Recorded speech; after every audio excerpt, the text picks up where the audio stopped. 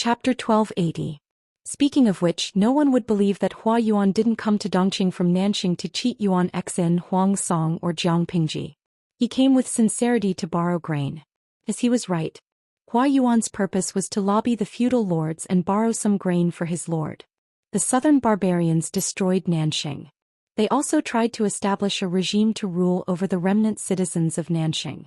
Unfortunately, their civilization was more barbaric than the northern borderline. They only knew how to destroy, but they didn't know how to appease the people or recuperate. When they lacked women, they robbed them. When they lacked food, they robbed them. When they lacked money, land, and manpower, they conquered them by force. The people of Nanxing suffered unspeakably. Various forces rose up to fight against the southern barbarians. However, fighting required grain. It would also delay the spring plowing. If the spring plowing was delayed, it meant that a year's harvest would be wasted. The grain shortage would become more severe, which would intensify the war. It was a terrifying vicious cycle. The grain shortage in Nanxing grew larger. Many feudal lords had to live frugally, let alone the small feudal lords who weren't doing very well. And Chui had a firm foothold under Lu Zheng's plan. After annexing a few small feudal lords, his power began to expand. Capital was needed to expand power. And Chui's conditions were too weak. Sometimes he had to seek sponsorship and support to tide them over temporarily. He had no choice but to borrow grain this time. If he couldn't borrow grain, it would be difficult for the people under his rule to survive until the next autumn harvest, let alone recruit soldiers to increase his power. What was borrowing? Temporarily using other people's property. Because of Nanxing's geographical location, they couldn't borrow grain from the southern barbarians. Zhongzhou was too far away. After much thought, they could only set their sights on Dongqing. Who knew that Dongqing would be turned upside down? Jiang Pingji and Huang Song, the plastic siblings, were at each other's throats. Neither of them looked like landlords with surplus grain. Even if they had surplus grain, they wouldn't give up easily. This was Hua Yuan's conclusion after studying their personalities. Jiang Pingji was shrewd and cunning. She wouldn't be at a disadvantage no matter what. Deceiving her was far more difficult than Hua Yuan had imagined. Ordinary people had to pay interest when they borrowed money. And scrupulous merchants paid interest when they borrowed money. In troubled times, grain was rarer than gold. It was easy to lend grain but difficult to get it back. Jiang Pingji and An Chui's friendship was limited to the cooperation of the Red Lotus Group and their brief meeting at the Huangshui meeting. How could he expect her to lend An Chui a large batch of grain without interest? Before they arrived in Dongqing, Hua Yuan had some thoughts, but they were gone after that. Before Hua Yuan went out to borrow food, Lu Zheng, the chief strategist in An Chui's tent, even gave him a sad poem. Huang Song might have a chance, but Lu Xi is out of the question, Lu Zheng said. When Jiang Pingji was studying in Langia County, he and Jiang Pingji had interacted before. He knew very well how shrewd she was. The 1,000-year-old fox spirit could only be toyed with by her. Even if Hua Yuan was powerful, he would probably be defeated by her. Hua Yuan didn't know how difficult Jiang Pingji's strategy was. He said arrogantly, "How do you know it's impossible if you don't try?" She occupied 70% of the places that produced grain in Dongqing. It was said that she had managed her business well these past few years. She had fought several big battles in other people's territories. The land under her rule had always been prosperous, and she had stored a lot of grain. Speaking of which, Lu Xi is the one who doesn't have to worry about food during the spring festival. Not to mention the assets that Jiang Pingji had earned herself, the funds that Lu Xi had prepared for her were not small. Even if she hadn't reached out to Lu Xi, in the eyes of outsiders, the father and daughter were inseparable. The resources that Lu Xi had accumulated were all for his daughter. Lu Xing shook his head. If you have the chance to see her, you'll know what kind of person she is. Hua Yuan said, "You were friends with her when you were young. Why? Was she difficult to deal with in the past?" She was very difficult. When she was studying in Langia, she was the devil that everyone avoided. If you borrowed grain from her, you'd be in a good mood if you paid 90%. If you were more ruthless. Lu Xing paused at this point and his expression became a little strange. Hua Yuan was speechless. 90% paid 13%. This was not much different from money from the government. The more Lu Xing said this, the more curious Hua Yuan was about Jiang Pingji. After all, she was the first female lord in history who dared to fight for the world with the male lords. If a woman didn't have extraordinary abilities, how could she convince so many talents to willingly follow her orders? In the end, when Hua Yuan arrived in Dongqing, he found out that the two of them were locked in a fierce battle. Fighting a war was an activity that burned money and food. They didn't even have enough food, so how could they lend it to others? Even if Hua Yuan wanted to borrow money from the government, Huang Song and the others wouldn't let him go. Since he couldn't do it through proper channels, he could only think of a roundabout way to save the country. Hua Yuan carefully studied the entire situation of the war and keenly discovered that Qinzhou was profitable. He immediately rushed to Qinzhou. Yuan Xian and Niesun didn't get along. The former hurt the latter with a knife, and he was forced to jump up and down by Jiang Pingji's 50,000 troops. God is helping me. A plan quickly formed in his mind. Hua Yuan rubbed his hands excitedly. He knew how to get something without risking anything. Niesun and Yuan Xian didn't get along and his life was in danger. The possibility of Hua Yuan's identity being exposed was minimized. Yuan Xian was arrogant and unruly. He refuted Niesun's suggestion and looked down on Hua Yuan at the same time. He was confident that Hua Yuan wouldn't dare to play tricks. Little did he know that Hua Yuan's ability to manipulate people's hearts was even better than Niesun's. He and Niesun both proposed to strengthen the defense and clear the field. The only difference was the final disposal of the grain. Niesun suggested to send the grain to the border of Haozhou. Not only could it prevent Jiang Pingji from feeding her troops, but it could also support Huang Song's troops at the front line. If Jiang Pingji had no choice but to retreat, the grain could also be transported back to Qinzhou at the fastest speed to appease the people. Hua Yuan's suggestion was completely different. He suggested that Yuan Xian send the grain to the south of Qinzhou because the south was the rear. The reason he gave was also very convincing. He used the grain as bait to lure Jiang Pingji's troops deeper into the enemy's rear. It would be too late for her to retreat. The grain carried by the 50,000 troops wouldn't be enough for them to rush out of Qinzhou. They could only be trapped in the hinterland of Qinzhou and die from a lack of food and water. Little did they know that Hua Yuan gathered the grain to the south of Qinzhou just to make it easier for him to steal. He didn't touch anything in Yuan Xian's letter when he left, but he imitated the notes and seals in Yuan Xian's letter and made a fake transfer order. When Yuan Xian realized that something was wrong, Hua Yuan openly took the grain away. If Jiang Pingji hadn't played her cards irrationally and disrupted the established plan, Yuan Xian might have reacted a few days later.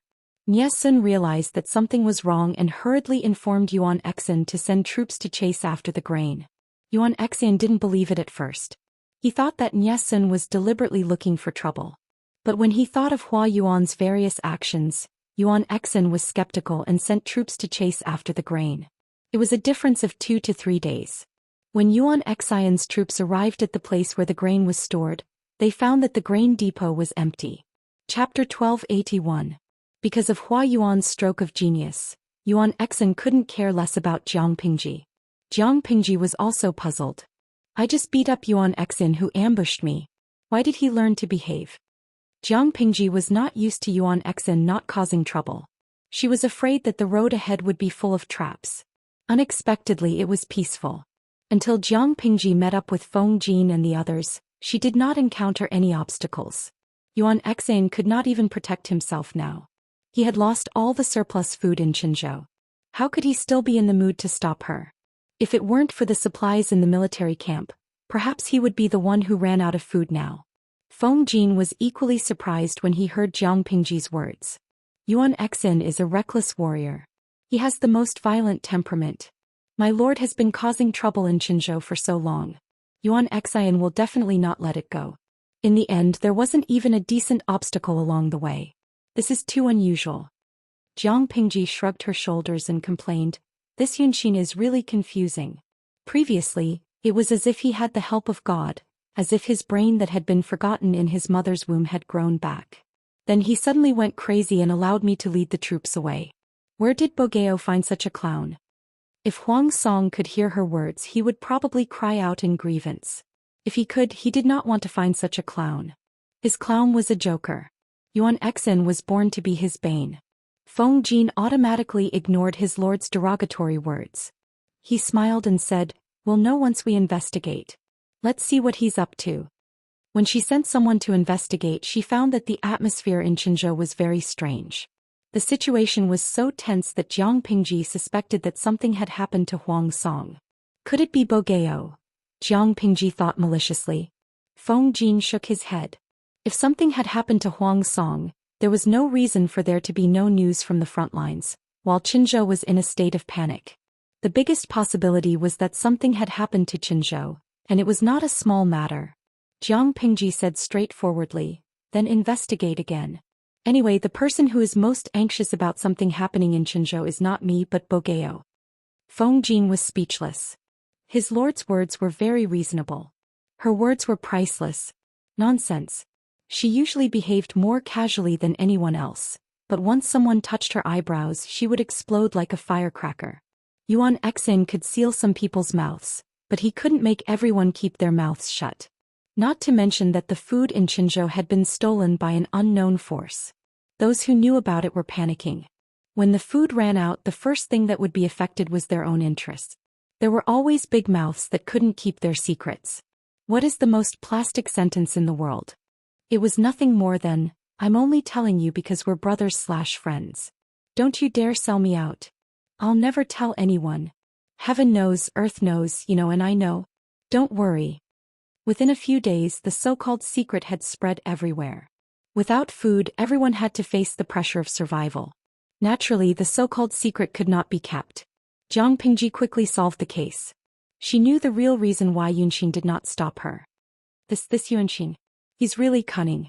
He's a professional betrayer. Jiang Pingji could not help but give Yuan Xian a thumbs up.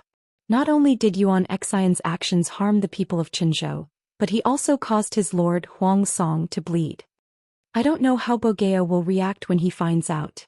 I guess he'll have to prepare a quick heart reliever. No, I have to get someone to prepare a banquet to celebrate. Feng Jin was most afraid of listening to Jiang Pingji's lewd words because he could not understand many of them. They were on two completely different channels. Yang Si listened with great interest. He could roughly guess the meaning of every lewd word from the context.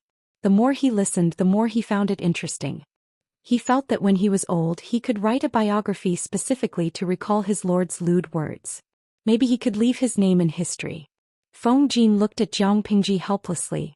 His lord was an adult in her 20s. Why was she still so lively? Even if he took pleasure in other people's misfortune, he could not show it on the surface. He could just laugh in his heart.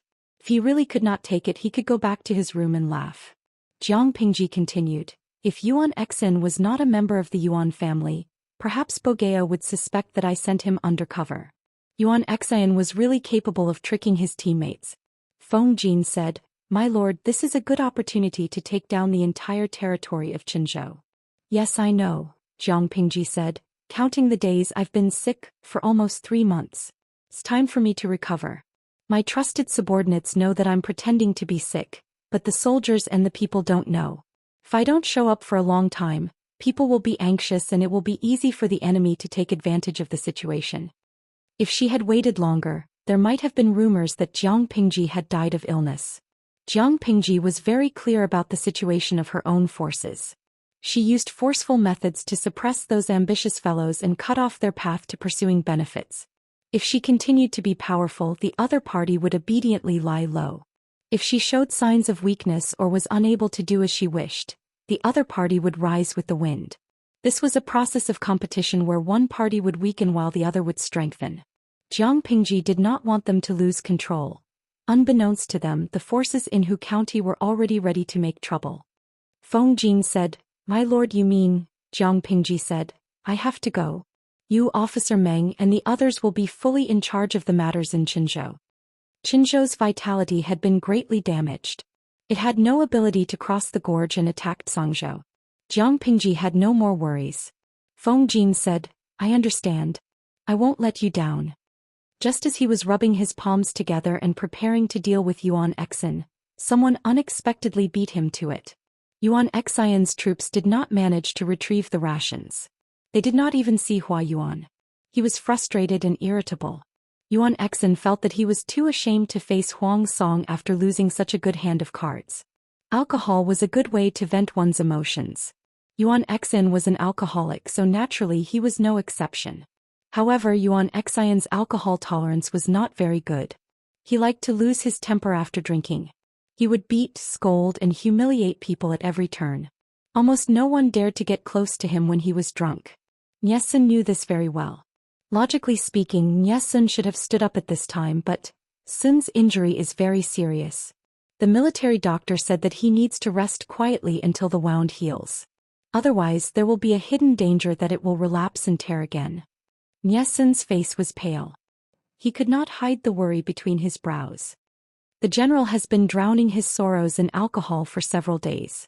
If the enemy takes the opportunity to attack, it's a small matter if we lose our lives, but I'm afraid that we will fail to live up to the Lord's expectations and lose the entire Qinzhou. I have a presumptuous request and I hope that the 2 deputies can agree to it. Can you help me urge the general to drink less and pay more attention to military affairs? If this is successful, I will be deeply grateful and recommend both of you in front of the Lord. Just helping to persuade the general to drink less could make the military counselor owe them a favor? The 2 deputies were quite tempted and immediately agreed. Chapter 1282. The 2 deputies happily agreed, but when they met Yuan Xin, they realized that Niesun's favor was not so easy to owe. Yuan Xin was a violent drinker and had a terrible alcohol tolerance. He often beat people to vent his anger. Sometimes he was ruthless and a life might be lost. The soldier who delivered Yuan Xian's food was 2 steps late, and the food was a little colder than usual. He flipped over the food table in anger. Even a lowly soldier dares to neglect me. How infuriating. Yuan Xin was drunk and his chest was filled with burning anger. The pawn had missed his meal because of his abdominal pain. From Yuan Xian's point of view, even a pawn was bullying him and making trouble for him. Thinking of this, Yuan Xian's killing intent soared. He pulled out the horsewhip hanging from his waist and whipped the soldier to death. By the time the 2 deputies heard the news and rushed over, the soldier had already been whipped to the point where he no longer looked like a human. His skin and flesh were split open. The 2 deputies remembered Niesun's promise, and their greed for the future overcame their fear. They pulled Yuan Xian from the left and right. What they didn't know was that Yuan Xian's strength increased after drinking.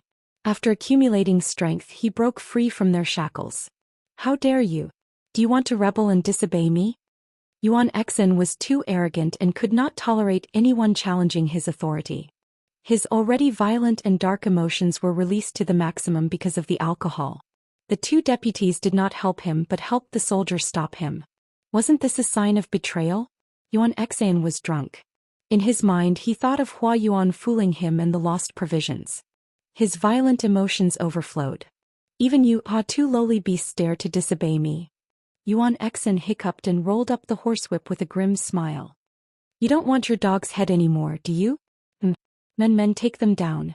The 2 deputies knew that Yuan Xin had a bad temper after drinking, but it wasn't to this extent. When the 2 of them heard Yuan Xian's slanderous and insulting words, their expressions changed. Yuan Xin could use the excuse of being drunk as an excuse, but what he said just now must be his true thoughts. He just hid it well and did not show it. Now that he was drunk, he released the most brutal and real beast in his heart. The faces of the 2 deputy generals were ashen. They knew that Yuan Xin did not like to get close to martial artists of common birth and rarely promoted generals of this line. He preferred to get close to trusted aides that he had personally pulled up, but they did not expect Yuan Xin to have such thoughts. It was too chilling. There was no such thing as the coldest, only the coldest. They would never be able to guess what Yuan Xin would do when he was drunk. They couldn't guess the result, but Niesun had an idea. Otherwise he wouldn't have chosen them. Yuan Xin hated martial artists who were born as commoners. When they were rational they still knew how to put on an act. But when they were drunk they lost all rationality. He had always disliked these 2 deputies, but they had been promoted by Huang Song, so Yuan Xin could not openly suppress them. No. Huang Song was not there, and no one could suppress the drunken and violent Yuan Xin, which made Yuan Xin's negative emotions explode to the maximum. The 2 deputy generals had also done something Yuan Xin hated. Not to mention a beating, a round of scolding was unavoidable. Not only did Niesun understand Yuan Xin, but he also understood the 2 deputy generals. The 2 deputy generals were the most hard-working among the commoners. They were of low birth and had the ambition to climb up the ranks, so they could not stand others talking about their birth. Extreme inferiority would give rise to extreme self-esteem. Yuan Xin had repeatedly challenged their bottom line, so it was only a matter of time before the three of them killed each other. What did Niesin do? All he did was gather the three fellows who were prone to explosive reactions together. However, even though Niesin had calculated the whole situation, Yuan Xian's degree of cooperation still surprised him. Hiss! This boorish man is so violent. The two deputy generals went to stop Yuan Xin, but he unexpectedly exploded and killed the two of them. It was not that they could not subdue Yuan Xian, but because of their status, they could only passively take the beating. When the barbed whip hit their bodies, a bloody groove would appear with each lash. The two of them asked for some medicine from the military doctor and applied it on their wounds. It hurt so much that their muscles twitched and their facial nerves went out of control because of the pain. You and I have been indebted to our master, so it is our duty to be loyal to him. What is Yuan Xing? Why should we suffer from his anger? The other person's injury was lighter. He was luckier and was only injured, but he looked much better than his companion. The first deputy general frowned and sighed helplessly. Ah, don't say any more. This Yuan Xian is not much better than us. Who asked him to have good eyes and reincarnate well, becoming our master's uncle. If this matter blows up, we will be the ones to suffer. It is not worth it. If they could bear it, then bear it. They had to lower their heads when they were under someone else's roof. If they wanted to make a living, they could not afford to offend someone like Yuan Xian. Who knew when he would make things difficult for them? Yuan Xin, this boorish man, is the most vengeful. If we offend him today, who knows what kind of humiliation we will suffer in the future. The second deputy general remembered Yuan Xian's humiliation during the day and was so angry that his whole face turned green. He wanted to chop Yuan Xian's mouth and tongue into minced meat. The first deputy general lay on the bed and thought for a while. We are not the only ones who offended Yuan Xin. Why don't we ask the military counselor for a solution? From Yuan Xian's point of view, the two deputy generals and Niesun were natural allies. The enemy of the enemy was a friend. The second deputy general frowned and said hesitantly, "Is it okay with the military counselor?" The second deputy general sneered. Yuan Xian almost killed him. If not for the military counselor's luck, he would have reported to the king of hell long ago. If they could use this opportunity to get closer to Niesun, the two brothers would have a higher chance of success in the future. Niesun saw the two pitiful deputy generals and showed just the right amount of shock and worry. How did the two deputy generals end up like this? The two deputy generals complained to Niesun one after another. They were just short of hugging Niesun's thigh and crying. They had been targeted by Yuan Xin and hoped that Niesun could help. Niesun said awkwardly, "This matter. Sun is also unable to help. There is a strong enemy outside eyeing us covetously. This is not the time to cause trouble." The deputy generals felt a chill in their hearts. Niesun also retreated. Wouldn't they be killed by Yuan Xian? Niesun saw their sullen faces and revealed, "You don't have to worry. Yuan Xian has delayed military plans many times and made big mistakes. He trusted the scoundrels and caused a large amount of food to be stolen. Each and every one of them is a capital offense. If he is punished for several crimes, he won't be able to live in glory for long." The deputy generals were delighted when they heard this, but then they felt a chill. They were at war now. Yuan Xian's matter could only be settled after the war. The two of them were just commoner martial artists without any foundation. If Yuan Xian wanted to kill them, there were too many opportunities. Chapter 1283. The deputies looked at the weak military counselor. They did not have the heart to make things difficult for Niesun. After all, the military counselor was also a victim. Niesun continued, "Why don't you avoid him for the next 2 days and wait for him to calm down?" The deputies could not have asked for more. They knew to avoid Yuan Xin even without Niesun's reminder. Yuan Xin was a mad dog. In front of Yuan Xin, Niesun inadvertently brought up the matter of Yuan Xin whipping the deputies when he was drunk and advised Yuan Xin to abstain from alcohol and anger. Yuan Xin was already annoyed. Niesun reminded him again, so he directly vented his anger on the two deputies. The deputies could not bear the humiliation and became angrier. They wanted to twist Yuan Xian's head off. Both sides looked at each other with hatred. Niesun saw that the fire was good and added more firewood. Neither of the two deputy generals were honorable people. Due to their backgrounds and personalities, both of them were the typical type of people who would act arrogantly once they gained power. In front of Yuan Exin, the deputies were nothing. But in front of the common people, the deputies were high officials who could decide the life and death of a family. On the third day, Yuan Exin was drowning his sorrows in alcohol when a messenger came in to report something. A middle-aged man was crying outside with a roll of straw on his back. He frowned and said angrily, "Send him out." The messenger said. The old farmer knocked and hid along the road, complaining that someone in the camp had taken his granddaughter and tortured her to death. What? Yuan Exin heard this and calmed down a little. He looked angry. Who dared to violate the military rules? Yuan Exin thought that the army was very strict. His lord Huang Song also forbade bullying the common people. Who dared to commit crimes against the law? How could Yuan Exin sit still when the victim's family had come to his door? It was not that he sympathized with the victim. It was normal for people to die in war no matter how they died. He could not tolerate someone committing crimes under his nose and challenging his authority. Coincidentally, he needed a channel to vent his anger, so he sent people to bring the victim in. The victim was an old farmer in his 40s. His face was weathered, his skin was dark, and his face was full of wrinkles. "I pay my respects to the general." As soon as the old farmer came up, he bowed to Yuan Exin and addressed him as Great General, which made Yuan Exin feel very comfortable. "What difficulties do you have?" Yuan Exin asked. The old farmer bowed again and raised his hand to wipe the tears on his face. With red eyes, he wailed, "I have a granddaughter in my family. She is about to get married, but I didn't expect that a few days ago, a soldier took a fancy to her and forcefully took her. I tried to find a way, but the soldier refused to let her go. He even said that he wanted to take my granddaughter as his mistress. I refused, so I beat him up. My poor granddaughter knelt down and begged for mercy for me, but he beat her to death." Yuan Xing said, "This general's troops are strictly managed. How could there be such a bastard who would forcefully abduct a civilian girl? My sons have all been conscripted. Some died in battle and some are crippled. My daughter-in-law is long gone. My granddaughter is the only one who can do some farm work. Now that I don't even have a granddaughter, what's the point of me living?" The old farmer cried even harder. He said, "That soldier claimed to be a deputy general under the general's tent. He was so arrogant.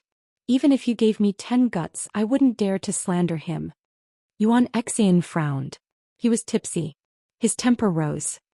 He waved his hand and said, "There are only a few deputy generals under me. I'll call them here for you to see. If what you say is true, I'll stand up for you. If you're lying, be careful of your life." The old farmer cried, "I don't dare to offend the general and the other generals. My poor granddaughter, she died too miserably." A few deputy generals were called over. Recently Yuan Exin had been too crazy. They didn't know why he called them. Maybe there was something important to discuss. When they entered the main tent, they found Yuan Exin sitting at the head and tail of the tent. A trembling old farmer knelt before him. The old farmer carefully turned his head to look at them. All the deputy generals were confused. Only one person was so scared that his face turned pale. He took a small step back. It was the first deputy general. The old farmer's eyes lit up. He pointed and said, "General, it's this soldier." Everyone looked at him in confusion. Yuan Exin fixed his eyes on him and laughed sinisterly. His eyes were filled with murderous intent. "Are you sure it's him?" The old farmer said, "I'm sure. It's this soldier who took my granddaughter and beat her to death." The first deputy general's face was so pale that it looked like it was covered in a layer of ash. His lips were completely pale. The murderous intent in Yuan Exin's eyes made his heart tremble. He never thought that this old farmer would carry his granddaughter's corpse to the camp to cause trouble. He had done something like this more than once. However, he wasn't the only one who had done such things. In ancient times, the conditions of war were harsh. The soldiers in the camp had to bear the pressure of life and death every day. If they held it in for too long, they would easily get into trouble. They needed a way to vent. At such times, sex became the best way. It could satisfy the body's needs and relieve the pressure. Even if the higher-ups strictly forbade them from disturbing the people, bullying them, and raping women and children, there would always be people who went against the wind and took advantage of the chaos to commit crimes. However, he was already a deputy general and could be considered an official. He didn't need to take the initiative to ask for this kind of thing. The old farmer's granddaughter was given to him by others. He felt that she tasted good and wanted to keep her as a concubine. He didn't expect the old farmer to be so insensible. He wanted to teach him a lesson, but he accidentally killed the old farmer's granddaughter. This matter could be easily suppressed, so why would it be brought to Yuan Xian's attention? The first deputy general's face was ashen. He rolled his eyes and pulled out his sword, wanting to silence him. He shouted angrily, "Don't slander me." You still want to silence him? Yuan Xian didn't like this deputy general from the start. He suffered from no solid evidence. Now that he had something on him, how could he let it go so easily? Seeing this, everyone instantly understood what had happened. They looked at each other. Yuan Xian boasted that the army was strict, but in reality it was just that. There were many loopholes that could be exploited. Everyone covered up for each other. If Yuan Xian dealt with the first deputy general, the others wouldn't be so clean either. Making a prompt decision, they persuaded Yuan Xian to first remove the first deputy general from his position. They should first lock him up and carefully investigate before making a conclusion. There were so many unruly people now. Who knew if this old farmer had randomly picked up a corpse to blackmail them? Yuan Xian drank a little too much and his mind was in a mess. Everyone persuaded him at once. His head hurt and he could only agree. The first deputy general's heart was cold. When Yuan Xian sobered up, would he still be alive? Why not? Strike first and let Yuan Xian not have the life to pursue this matter. The second deputy general came to visit him. When he heard that he wanted to do something big, he was shocked. Do you want to die? The first deputy general said fiercely, if I don't take Yuan Xian's life, he will take my life tomorrow. The second deputy general's face darkened. He didn't dare to agree. What? Are you afraid? The second deputy general said, I'm not afraid. It's just that if Yuan Xian is killed, what should we do? The first deputy general said, in these years of war we brothers have collected a lot of money.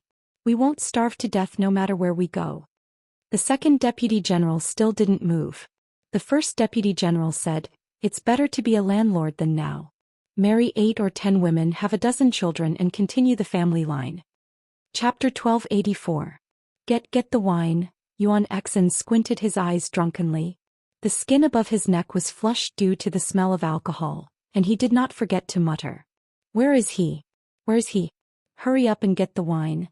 He thought he was shouting loudly, but in fact his voice was as soft as a mosquito, almost coming out from his mouth. Yuan Xian lay sprawled on the bed of the commander, half of his body in the bed and the other half outside. Although the alcohol content of the current wine was not high, and women who did not know how to drink could drink half a bottle, Yuan Xian drank in jars. No matter how good his capacity was, he could not resist drinking like a whale or a dragon. It was common for him to get drunk. At this moment he was very drunk and his body was sweating.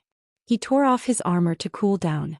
It was still hot, so he pulled open his clothes. The alcohol took over his mind and he fell into a deep sleep. In a blur of consciousness he heard a few words coming from outside. I have an urgent matter. Yes, an urgent matter. I must discuss it with the general face to face. The person who spoke was Deputy General B. Behind him was a soldier with his shoulders shrunk and head bowed. The soldier seemed to be very afraid of strangers, and kept looking at the ground without raising his head. It was late and the soldiers guarding the main tent were also sleepy. They asked a few questions and let them in. Before entering, Deputy General B. did not forget to remind them. The general has been in a bad mood these days. Keep your spirits up, don't be distracted. The guard smiled flatteringly. I know, I won't be distracted. Although he said so, when Deputy General B brought people in, the soldiers guarding on both sides yawned lazily, and became even more sleepy. Deputy General B was in the main tent and it was safe enough. The brothers could also take the opportunity to slack off. Deputy General B entered the tent with the soldier. The soldier raised his head and puffed out his chest. It was the detained Deputy General A. A thunderous snoring came into the ears of the two. They looked at each other, walked around the screen from both sides, and entered the sleeping quarters inside the tent. Yuan Xian was sleeping soundly, his chest rising and falling and his snoring rhythmically. Deputy General A's eyes were fierce and he murmured, God is helping me. He actually took off his armor. Soon after he grinned, revealing a mouthful of yellow teeth. If Yuan Xin had been wearing armor that protected all the vital parts of his body, they wouldn't have been able to land a hit on him. Yuan Xian's struggle might have alerted the guards outside. Who would have thought that Yuan Xian would be so cooperative?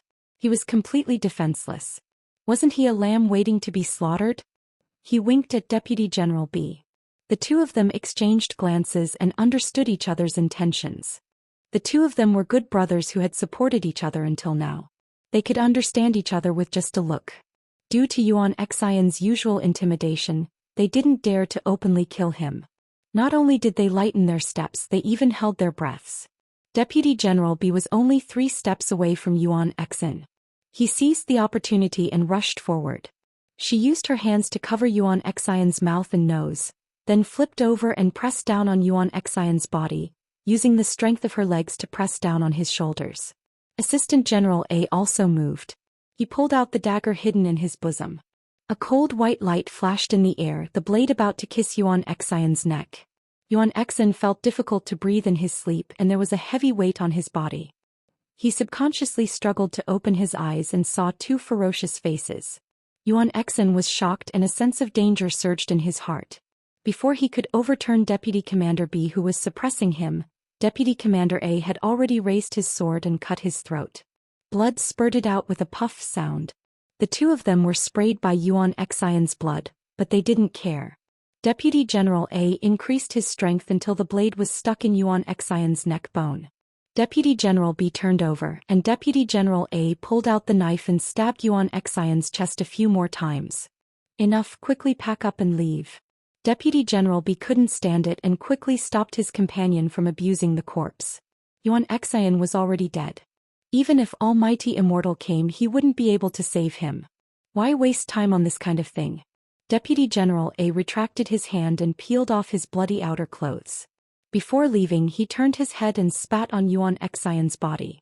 Deputy General B adjusted his expression. His heart was beating like a drum, but he looked as if nothing had happened. The soldier on guard smelled the blood on the two.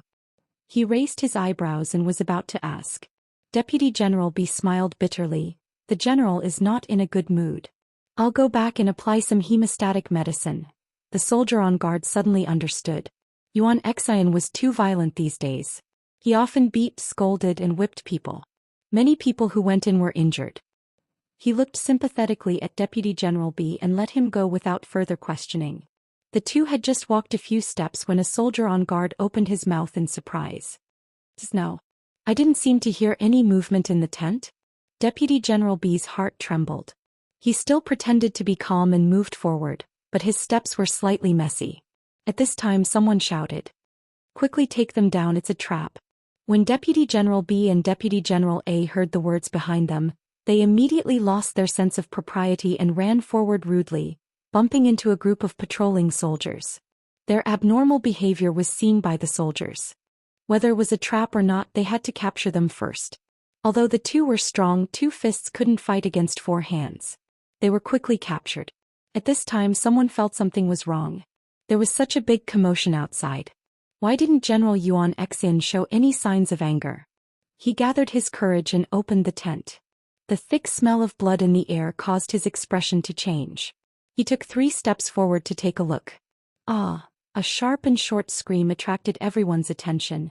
Niesun had just fallen asleep when he received the news. When he heard that the 2 deputy generals had murdered General Yuan Xin, he was shocked. Disregarding his injuries, he stubbornly went over to take a look. The military doctor could only compromise and let the 2 soldiers support him to prevent his wounds from reopening. Except for certain circumstances, Niesun was a very obedient and cooperative patient. His wounds were very deep, but these days he had been obediently recuperating and drinking medicine. Coupled with his young body, the wounds healed quickly. At this time, the wounds had begun to scab and he could occasionally walk a few steps. As long as there were no big movements or violent emotional changes, he should be fine. Why did you murder the general? Niesun looked at Yuan Xian's corpse, his eyes filled with shock and fear. Deputy General A had used a lot of force. Yuan Xian's neck had been cut open. The lower half of his body lay on the bed and the upper half outside. Because his head was hanging in the air, it revealed half a bloody cross-section. Blood flowed all over the ground. Yuan Xin was dead. Even as he died, his eyes were wide open, staring unwillingly at the top of the tent.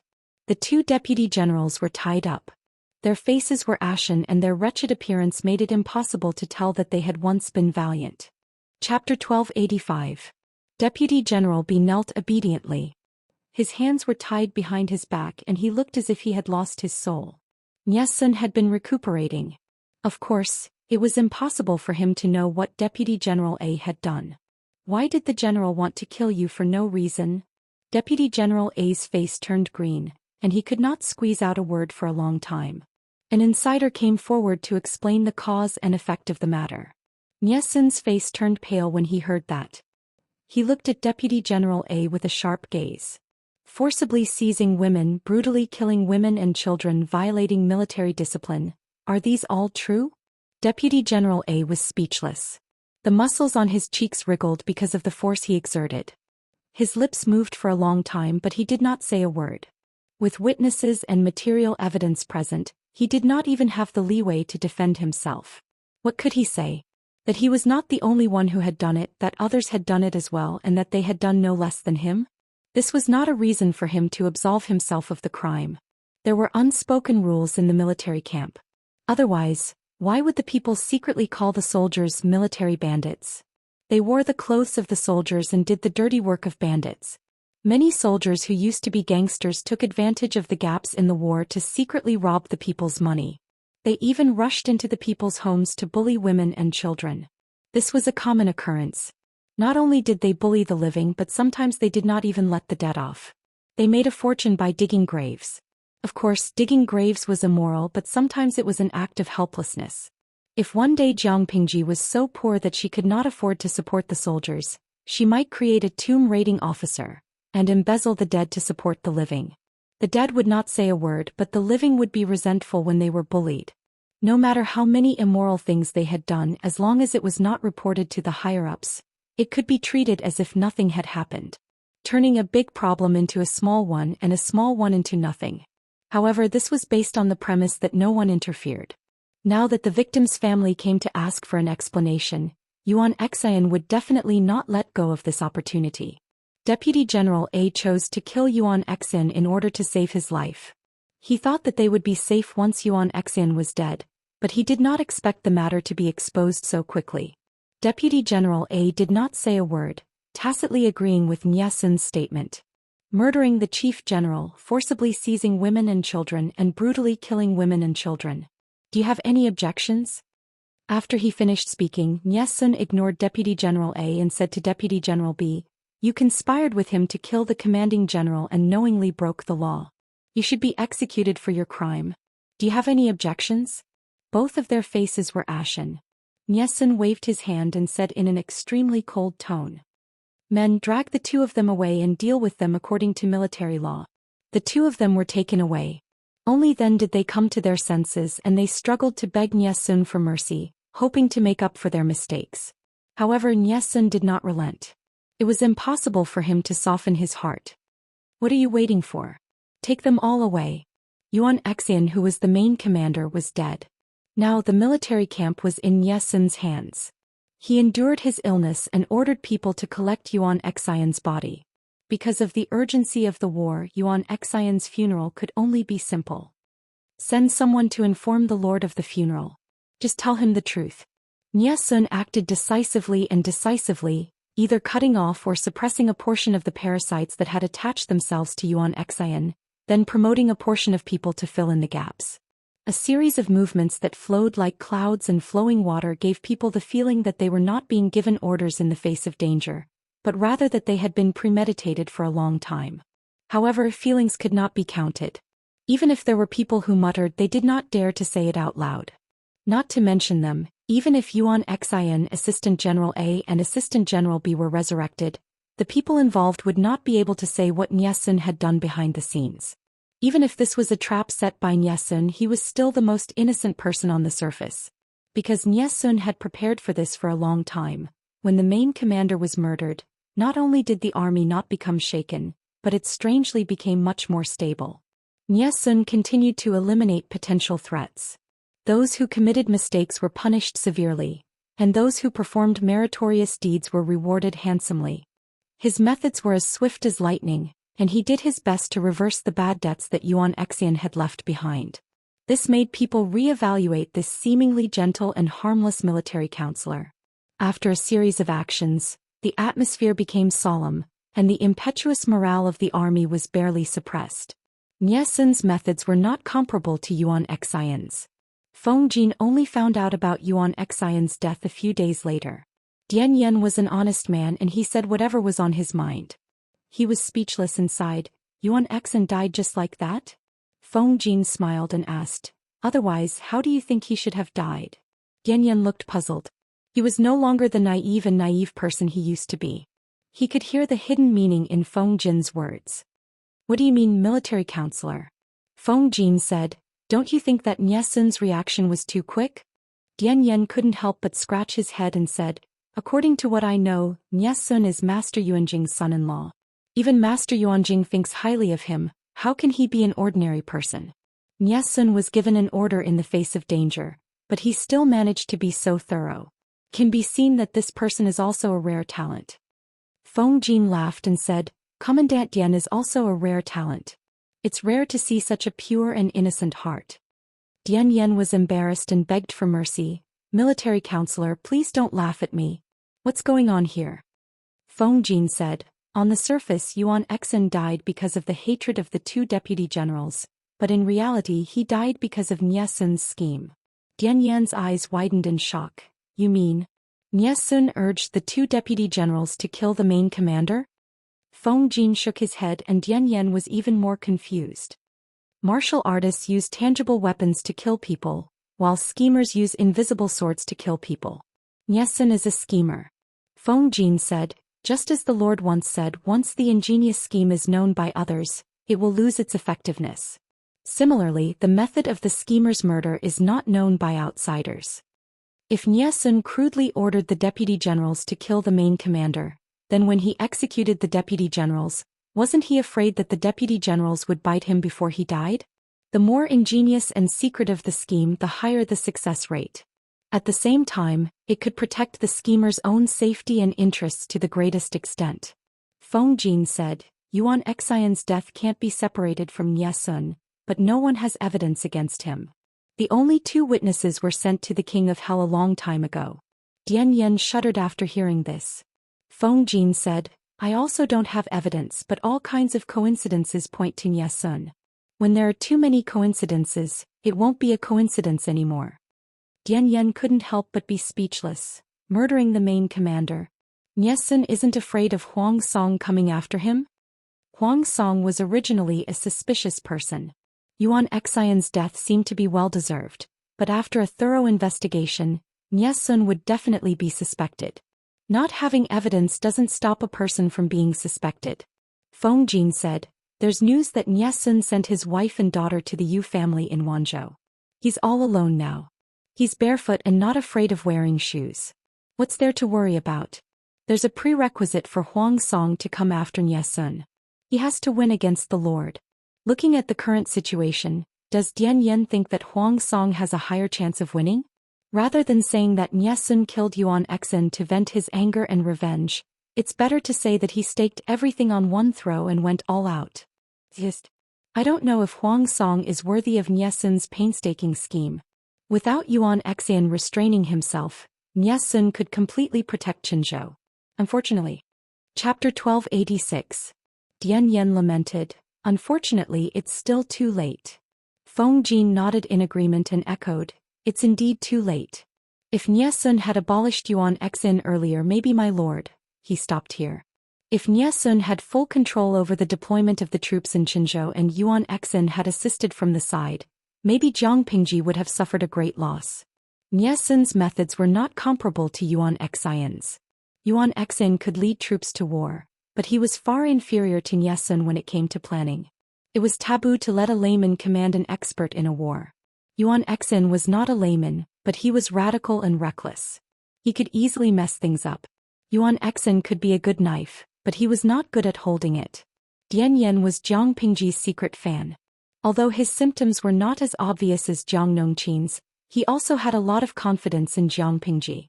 Hearing Feng Jin's words, Dian Yen retorted, even if Nye Sun alone controls Qinzhou, he can't do anything to my lord. Feng Jin smiled and said, yes, my lord is naturally the strongest. The fan was right. Feng Jin and Xianxia were the same. They had long given up on communicating with them. What was the strongest Jiang Pingji doing in Feng Jin's words? She had led the troops in Qinzhou and had enough fun. She left a mess for Feng Jin to deal with and left with her people. When Yuan Xin was murdered, she was only halfway there. In ancient times, the transmission of information was so backward. It would take some time for her to receive news. She knew she would definitely give Nye Sun a double click and leave a like. This move was very satisfying. Jiang Pingji rode on Little White's back and leisurely humming a strange tune. Her leisurely manner did not seem like she was leading troops to war. Instead, she looked like she was taking a group of children on a picnic in the suburbs. What tune is my lord humming? He originally thought that his lord was humming casually, but after listening carefully for a while, he realized that a few of the tunes were repeated and not randomly hummed. It was different from the current tunes. The tune his lord was humming sounded very fresh. Jiang Pingji said in a cheerful tone, March of the 10 Federal Armies. Xianxia could understand each word of the sentence when it was separated, but he could not understand it when it was put together. Xianxia asked in surprise, March of the 10 Federal Armies? What kind of place is the Federation? Jiang Pingji took advantage of the fact that Xianxia did not understand, so she simply fooled him. The place I dreamed of was a faraway land of freedom. Even though it had been almost 10 years since she transmigrated, Jiang Pingji still missed her hometown. She had never forgotten it. Freedom Village? Xianxia replied with an "oh," and asked casually, what kind of place is that? Jiang Pingji recalled for a while and said calmly, a place full of wars. For as long as she could remember, the Federation had been involved in countless wars. If it wasn't for the fact that the war situation was dire, the Federation wouldn't have needed to activate the Genetic Warrior Project. Jiang Pingji could be considered a victim of the plan, but at the same time she was also a beneficiary. Without this plan she would have died a long time ago, or become a normal citizen protected by others. Xianxia said in surprise, a place that's filled with war. Can it be called the Land of Freedom? Jiang Pingji smiled. Maybe it's because the people in the dream started the war to fight for freedom? It was just like how the feudal vassals were vying for the world right now. Weapons were being raised everywhere, and it was also for the sake of pacifying the world. War is not good, but it is also a means to achieve goals. Starting a war to pacify the world. If this gets out, I don't know how many people will criticize and denounce you. Xianxia shook his head. The feudal lords fight for the world for their own selfish desires. It's definitely not as magnanimous as my lord makes it out to be. My lord is different from them. Jiang Pingji smiled and asked in return, what's different? My lord fights for the sake of peace in the 9 prefectures. You said this from the bottom of your heart. Not only do I believe it, but others also believe it. People are different from each other. The other feudal lords are different. Not everyone has such high moral integrity and awareness as you.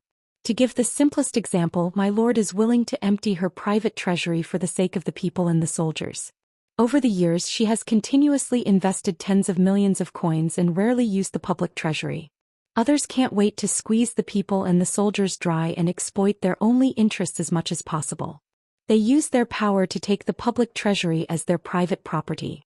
Who would believe that people like that say that they fight for the world for the sake of the people and not for the supreme power and status in the world? Xianxia did not admit that he was flattering his lord. He was just telling the truth. From this point of view, it was not unreasonable for Jiang Nongqin to flatter the lord all day long. Jiang Pingji smiled and said, I didn't expect Jing Rong to think so highly of me. In order to live up to your praise, I have to do my best. Xianxia coughed awkwardly. He inadvertently saw Jiang Nongqin's gaze. Her gaze was filled with one sentence. You have good taste. Xianxia was speechless. What kind of experience would it be if the woman he liked was a brain-dead fan? The answer was, it was as if a green grassland had grown on my head and I could herd sheep at any time. Jiang Pingji said, I have to hurry up. Xianxia was surprised. Hurry up? Hurry up with what? Jiang Pingji said, military reform. Didn't my lord say that it would be changed after the war is over? Reform had always been about both risks and benefits. If it was not done well, it could cause a fatal disaster. Xianxia hoped that she could be more cautious. Jiang Pingji said, "It was indeed arranged until after the war is over, but it can be put on the agenda now. Give me some advice." The march was too boring.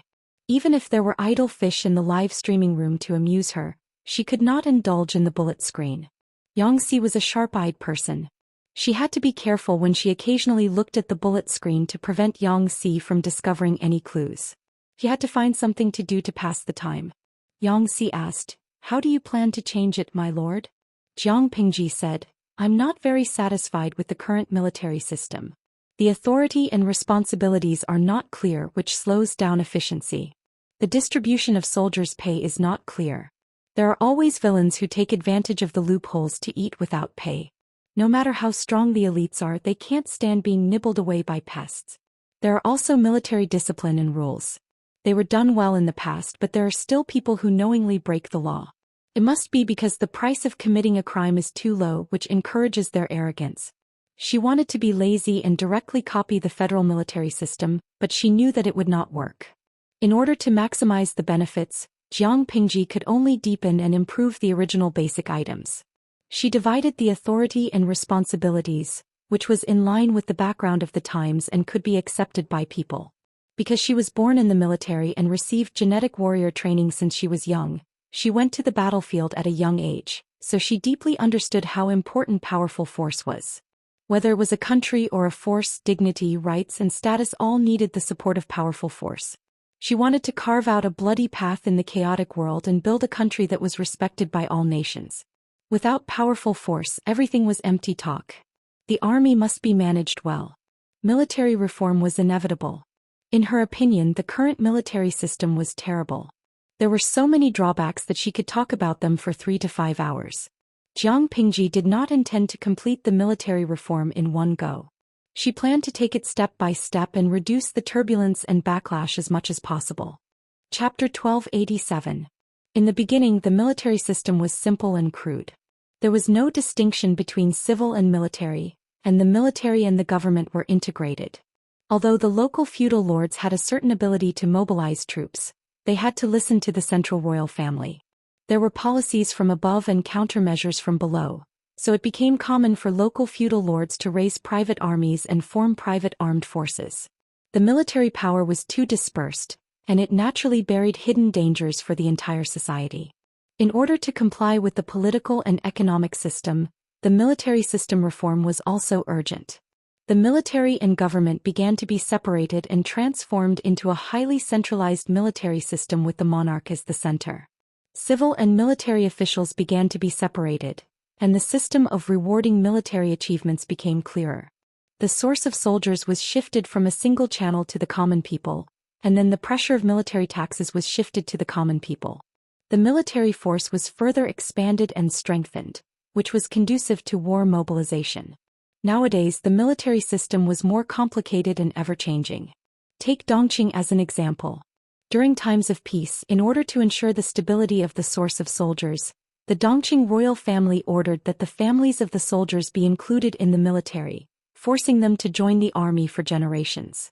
During times of war, they forced ordinary people to join the army and forced them to risk their lives as soldiers. The word military was not a good word for ordinary people. If not for Jiang Pingji's various measures, the people would have avoided the military record. The soldiers under this kind of military system naturally did not have a high level of battle accomplishment. They would slack off in battle at most a little better than the Marines. Local powers could also use money to recruit a large number of private armed forces, such as Jiang Pingji's former troops. The military systems of the 5 countries were almost the same, and most of them were inherited from the era of the Great Xia dynasty. Due to the different national conditions, there were slight changes. Jiang Pingji was very ambitious. She was not satisfied with the current situation. She wanted her army to become the real elite. She had been thinking about military reform for a long time. She already had a draft in her mind, and Xianxia listened attentively. The two of them would discuss in low voices from time to time. Time passed quickly. The more Xianxia listened, the more shocked he became. At the same time, his evaluation of Jiang Pingji increased. The fact that his lord was able to gain so many die-hard fans showed that she was very charming. He said, "If I do this, will anyone object?" Jiang Pingji secretly rolled her eyes. What are they against? It's not like they've ever tasted what it's like to be paid for nothing. They won't feel bad if they lose what they've never gotten. Yang Si choked and was immediately speechless. He could not help but wonder when his lord had the idea of military reform. Did she start planning early? Jiang Pingji and Yang Si were talking about the issue of one person having more than one position and more salary. To give the simplest example, if Yang Si had more than one position, he alone could receive the salary corresponding to his position. In reality, only one of the many positions was real, the others were just empty titles. To put it more simply, he did the work of one person, but in the end he took the salary of several people, which led to the waste of resources. Jiang from Jiang. Jiang and outside Jiang from Jiang. Jiang title. Whoever Jiang they would to work. To they. And had in service. And workers. Jiang terms. Jiang were to be. And in times. To times. It wasn't a big problem in peacetime, but in times of war, it was a fatal point. According to the current system, there were too many monks and not enough gruel. In the long run, it would be detrimental to internal stability and development. The two of them talked from noon to sunset and happened to mention military discipline. Yang Si said, "In my opinion, the strict discipline of the army under your rule is already rare in the world. To what extent could he change it further?" Jiang Pingji shook her head and said, "You can't put it that way. On the surface, no one has committed any crimes, but has there not been a single case of breaking the law secretly?" Yang Si was silent for a moment. He really couldn't guarantee it. Nothing was absolute. War was so chaotic, and it was hard to guarantee that no one would take advantage of the chaos to cause trouble and bully the common people. Jiang Pingji continued, "They don't dare now because I'm still young and I'm still a deterrent. If I'm no longer around after 100 years, the deterrents will no longer exist, and the general leading them will have evil intentions. At that time, if the upper beam is not straight, the lower beam will be crooked. The entire army will cover up for each other, deceiving their superiors and subordinates. Won't the victim be the one suffering? As the saying goes, the people don't fight with the officials and they don't fight with the army. If there are really villains causing trouble, it will be really hard to guard against." Yang Si smiled bitterly. "My lord, you're thinking too far ahead." Although he said so, he still agreed with Jiang Pingji's words in his heart. His lord wanted to reform the army. She hoped that in the future, without a wise and mighty leader, the military camp could still maintain a sense of righteousness.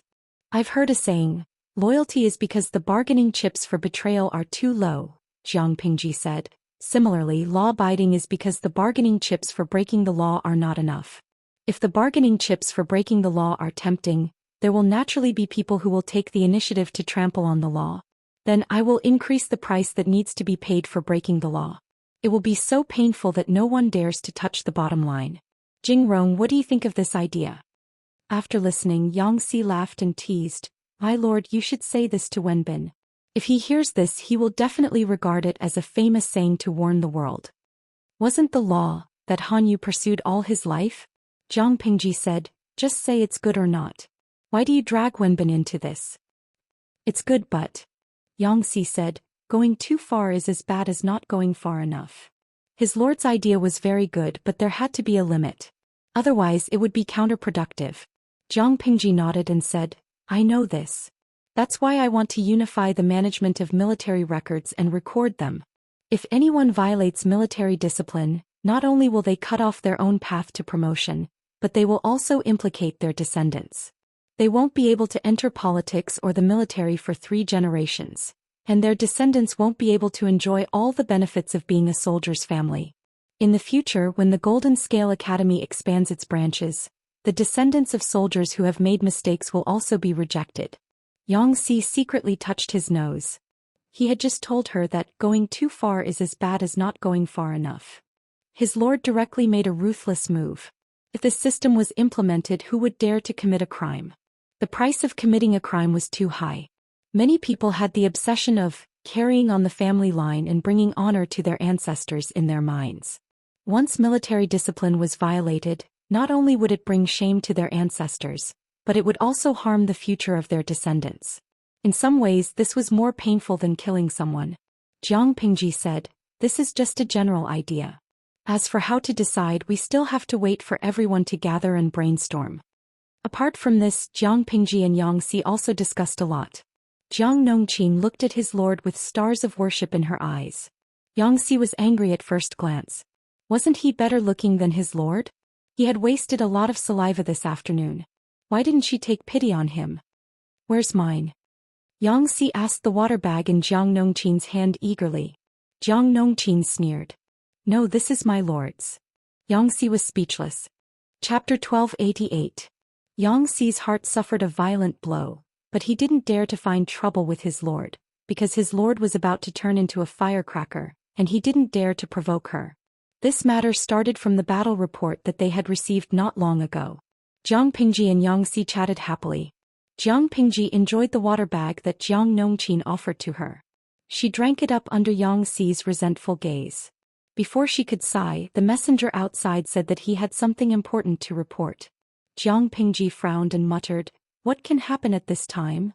Only a few people knew that she led an army of 50,000 to harass Huang Song in Qinzhou, let alone send a messenger to intercept her halfway. Let him in. In order to deliver the news, the messenger had been traveling day and night. He was already exhausted and looked tired. However, when he saw Jiang Pingji, his eyes lit up. He said, "My lord, the front line at Hu County's border has fallen. The enemy has invaded Hu County's Mound River County, and more than 6,000 soldiers have died. Lieutenant Luo Yu led the remaining soldiers to retreat to the Three Mountains Canyon. Counselor Han Yu went north to provide support. The situation has stabilized for now." Jiang Pingji widened her eyes in shock. She didn't seem to understand what the messenger had said. Hu County has fallen and we've lost Mound River County? Only by relying on Wenbin's troops to restrain Huang Song's troops can they barely stabilize the Three Mountains Canyon? Her voice suddenly rose. Although it wasn't loud, everyone had the illusion that the atmosphere was stagnant, and they couldn't even breathe. Jiang Pingji's expression turned cold. She retracted her aura. The messenger felt the warmth that had receded return to his body. "Answer me carefully. What happened at the front line?" The terrain of Hu County was rather unique. It was surrounded by steep mountains, but the territory was flat and the mountains were low. After Lu Shi's management, the river water was introduced and underground water was developed vigorously. This solved the drought in Hu County and made it the most productive county in Dongqing. Mound River County was close to a man-made river, which was also the place that produced the most food in Hu County. Huang Song's army had broken through Hu County's defense line. The pressure on the defense suddenly increased, and Hu County was in danger. If it weren't for Han Yu, who saw that the situation wasn't looking good and led his troops to contain Huang Song's troops, Hu County would have lost more than one county. In another 2 or 3 months, it would be the autumn harvest. Huang Song had made a huge profit this time. The messenger replied with fear and trepidation. Jiang Pingji was burning with rage. "Those old bastards. I am not dead yet and I'm not dead yet. Who gave them to? Didn't she say that she assigned a large number of troops to defend Hu County? Although it wasn't an impenetrable fortress, it wasn't made of paper either. How did it fall so quickly? Turned out that there was a mole." Jiang Pingji was really angry. Because Hu County was Lu Shi's old territory, when Jiang Pingji took over, the forces in Hu County were well behaved. She didn't go out of her way to create trouble, so both sides lived in harmony. Unexpectedly, when she pretended to be sick, those old farts couldn't sit still anymore. Yangxi said, "My lord, don't be angry. Think about it from another perspective. It's a blessing, not a curse. It's better to expose it now than to cause trouble later." Fortunately, Hu County was not completely lost. Only Zhanghe County was lost. Huang Song's losses in Qinzhou were enough to make up for it. "I understand, but I'm angry." Jiang Pingji gritted her teeth. "I hate betrayal the most." She hated the word betrayal. She admired those who were loyal and unyielding, but she also hated those who were fickle. Once they obeyed her, no matter if they were sincere or if they were pretending, they could never betray her in the future. Otherwise, no matter who it was, they had to die. Others might not know this, but Wei Xiai knew it. Why did Su Ku in his previous life say that he was fickle and rebellious? It was because Su Ku's former master was killed by Her Majesty. Su Ku pretended to be loyal, but he secretly contacted the remnants of his former master to cause trouble. Although it didn't cause much trouble, Suku really angered Her Majesty. He became the only counselor she killed. The others either committed suicide, hid their identities, or surrendered. Her Majesty also tried to respect the moral integrity and beliefs of the literati. Suku was miserable. Not only did he die without a whole body, but his body was left in the wilderness to be eaten by wild beasts. Of course, in this life, Suku became head butler Su. Naturally, his ending wouldn't be so tragic.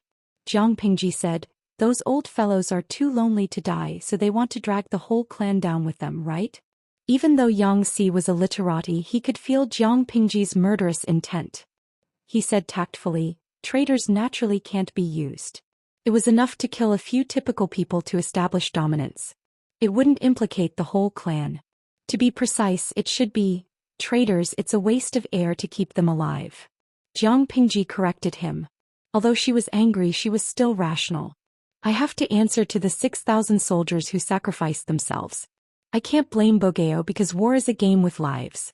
The winner lives, the loser dies. There's no room for negotiation. But I won't let go of any sinner who stabbed me in the back and caused the soldiers to die unjustly. What's the use of only killing the typical people who made mistakes to establish dominance? I have to let everyone know the price of betraying me. If they died in the game of war, at least the sacrifice of the soldiers was still worthwhile. She couldn't accept dying because of the betrayal of her own people. It's my fault. All these years of self-cultivation have made them think that I'm weak and easy to bully." A fierce look flashed in Jiang Pingji's eyes. Xianxia was so shocked that he couldn't say anything to dissuade her. "My lord, it's a little strange. Xianxia and Jiang Nongqin were sent out." He muttered to the latter in a low voice. "What's strange?" Jiang Nongqin was still expressionless. Jiang Pingji's orders were golden rules. She didn't need to question them. She just needed to carry them out.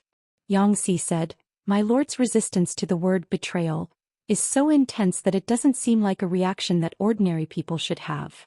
Jiang Nongqin frowned. "What do you mean?"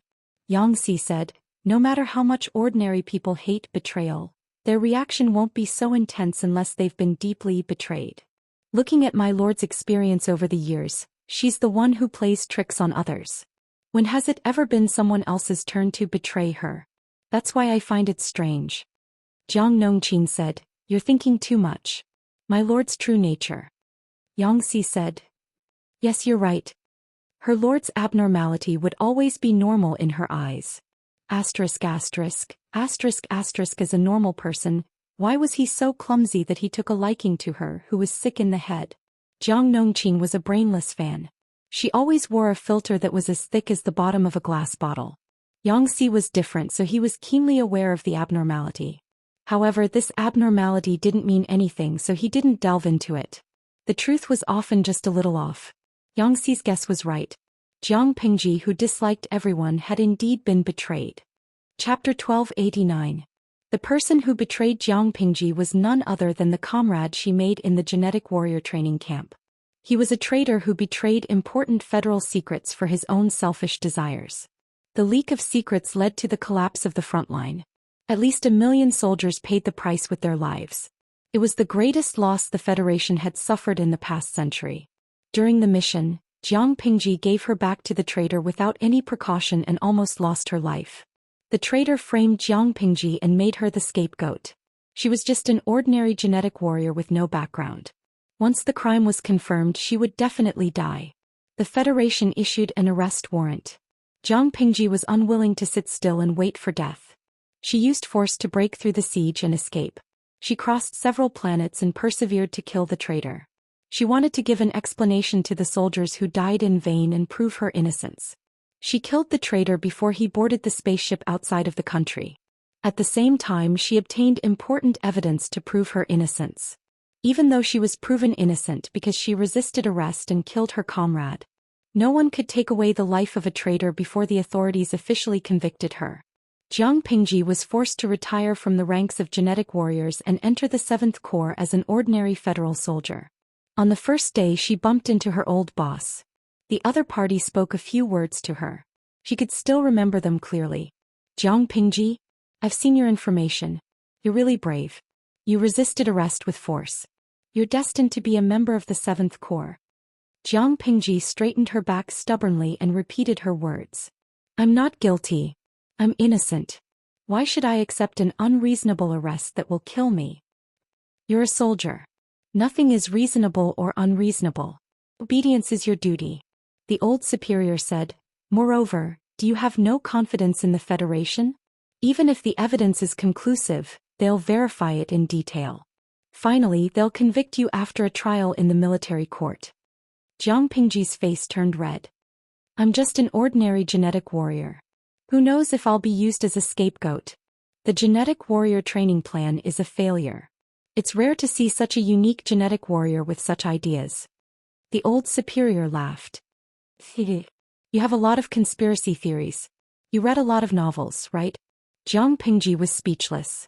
Those who dare to convict you send you to the military court or secretly execute you without any solid evidence.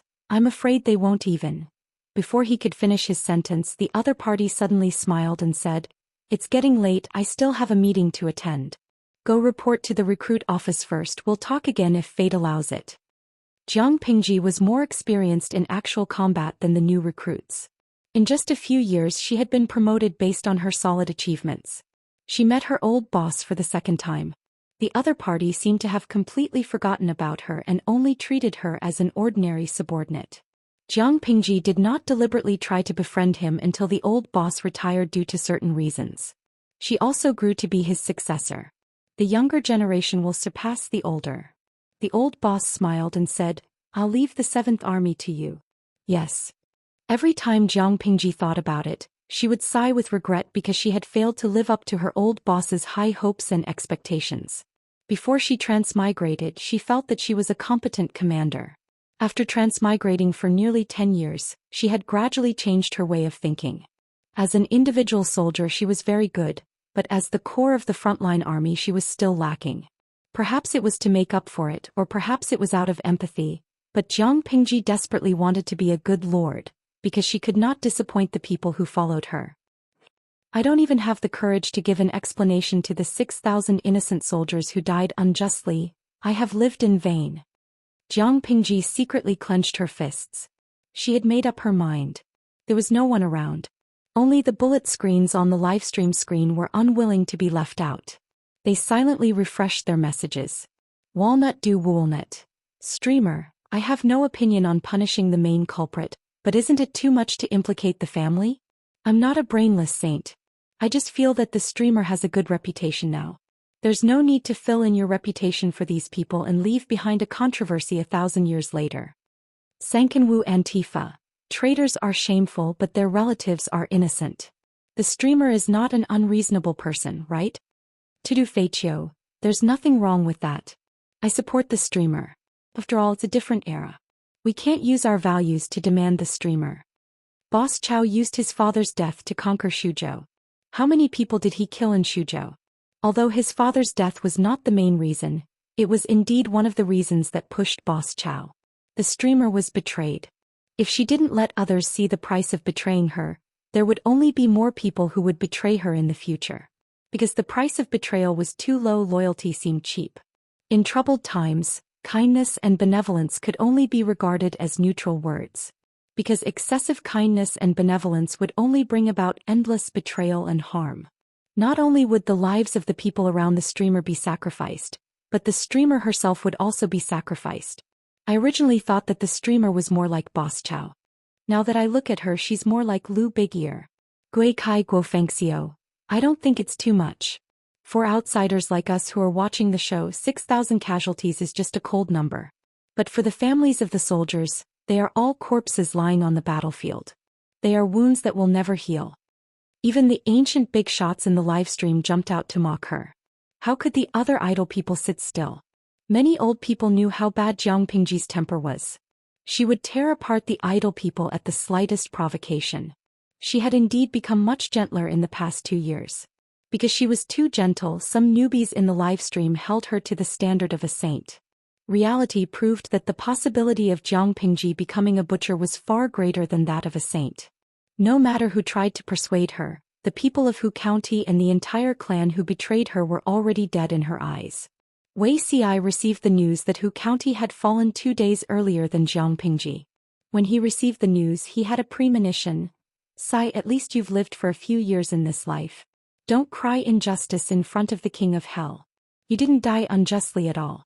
If it weren't for the variable Lu Shi, the people of Hu County would have been cut into pieces by the Lord. How could they have survived until now?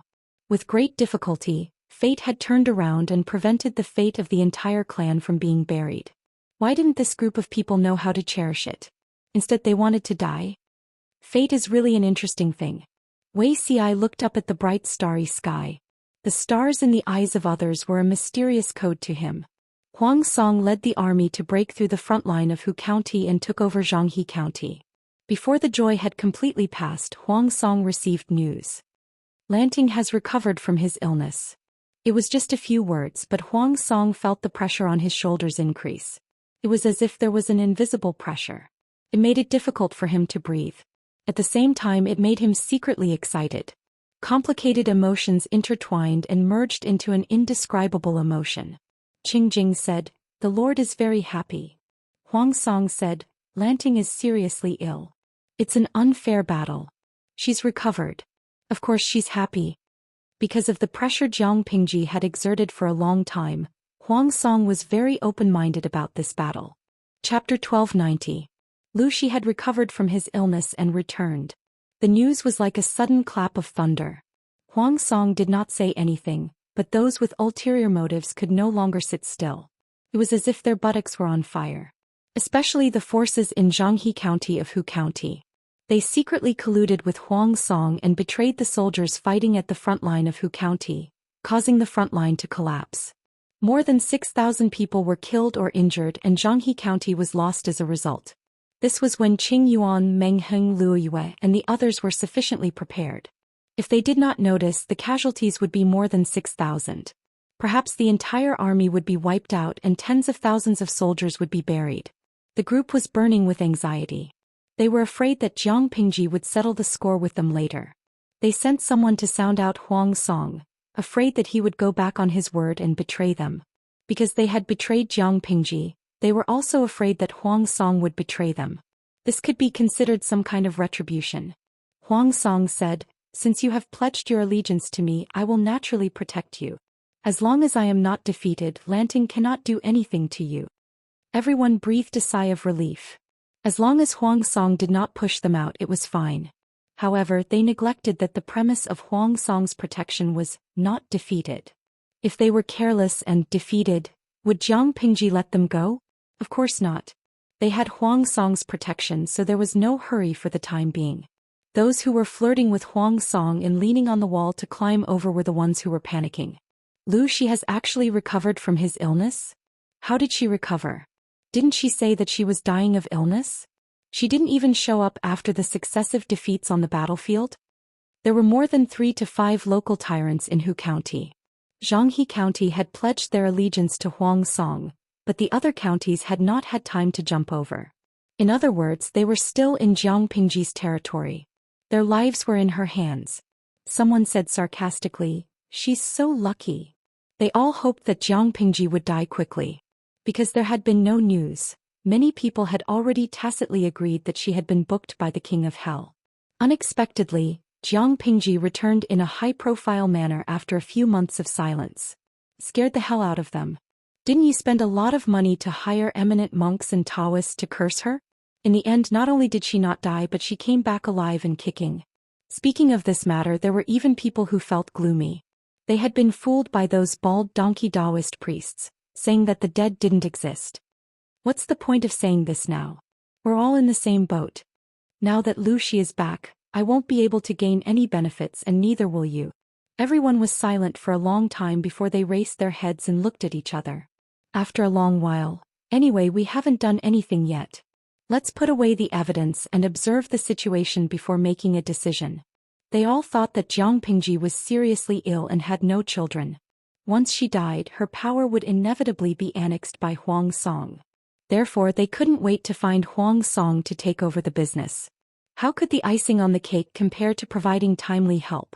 If they did not express their stance now, It would be too late for them to cling to him after Huang Song annexed Jiang Pingji's power and became the first Duke of Dongqing. Who knew? He hadn't expected that the sickly invalid would actually be able to catch his breath. Fortunately, there was still room for negotiation. As long as the evidence of their collaboration with Huang Song's letter was burned, even if Jiang Pingji accused them of colluding with the enemy and betraying the enemy, they would insist that there was no such thing. They would renege on their debt to the end and refuse to admit it. Would she be able to drag Huang Song over to confront her? Thinking of this, everyone's anxious hearts calmed down. Before they could rejoice for too long, they discovered with ashen faces that the letters they had carefully placed were all gone. They had been robbed. Who was the thief who stole the letters? They all thought of one person at the same time and their faces turned pale. Blessings never come in pairs and misfortunes never come alone. With the disappearance of the letters that colluded with the enemy, something even worse happened. The graceful and luxurious woman could no longer maintain her airs. She hurriedly said, "Master, it's bad. There are many soldiers outside surrounding the mansion." The guards tried to stop them, but they ended up as dead souls under the blades. The strong smell of blood rushed into their nostrils, scaring the noblewoman so much that she turned pale. "What are you doing?" She was horrified to see that all the family members, servants, and guards in the mansion had shiny blades on their necks. "What are we doing? Can't you see with your own eyes? Arrest all of them." The same situation played out in all the families. Some people were crying and wailing, some were at a loss, and some were disheartened. Many family members cried out that they were innocent and begged for mercy. There were also some people who maintained their status and berated the soldiers. They did not have the slightest self-awareness of being prisoners. "Sir, they are innocent." Some people had a backbone and refused to lower their heads, but there were also people who lowered their heads to the boorish men they despised and called them sir for the sake of their lives. "Innocent." The soldier who led the team to arrest them sneered and said bluntly, "No one is innocent. I will bear the consequences of my own actions. Women and children are innocent after all. Do you think you can bear the consequences?" The soldier sneered. "Even if you are willing to bear the consequences, it depends on whether the 6,000 soldiers who died in vain are willing or not. In this world, only the nobles were innocent. Did the parents, wives, and children of the ordinary soldiers deserve it? It was not shameful to die in the hands of the enemy, but it was shameful to die in the betrayal of one's own people. There is a distinction between the main culprit and the accomplices. How can you kill them all?"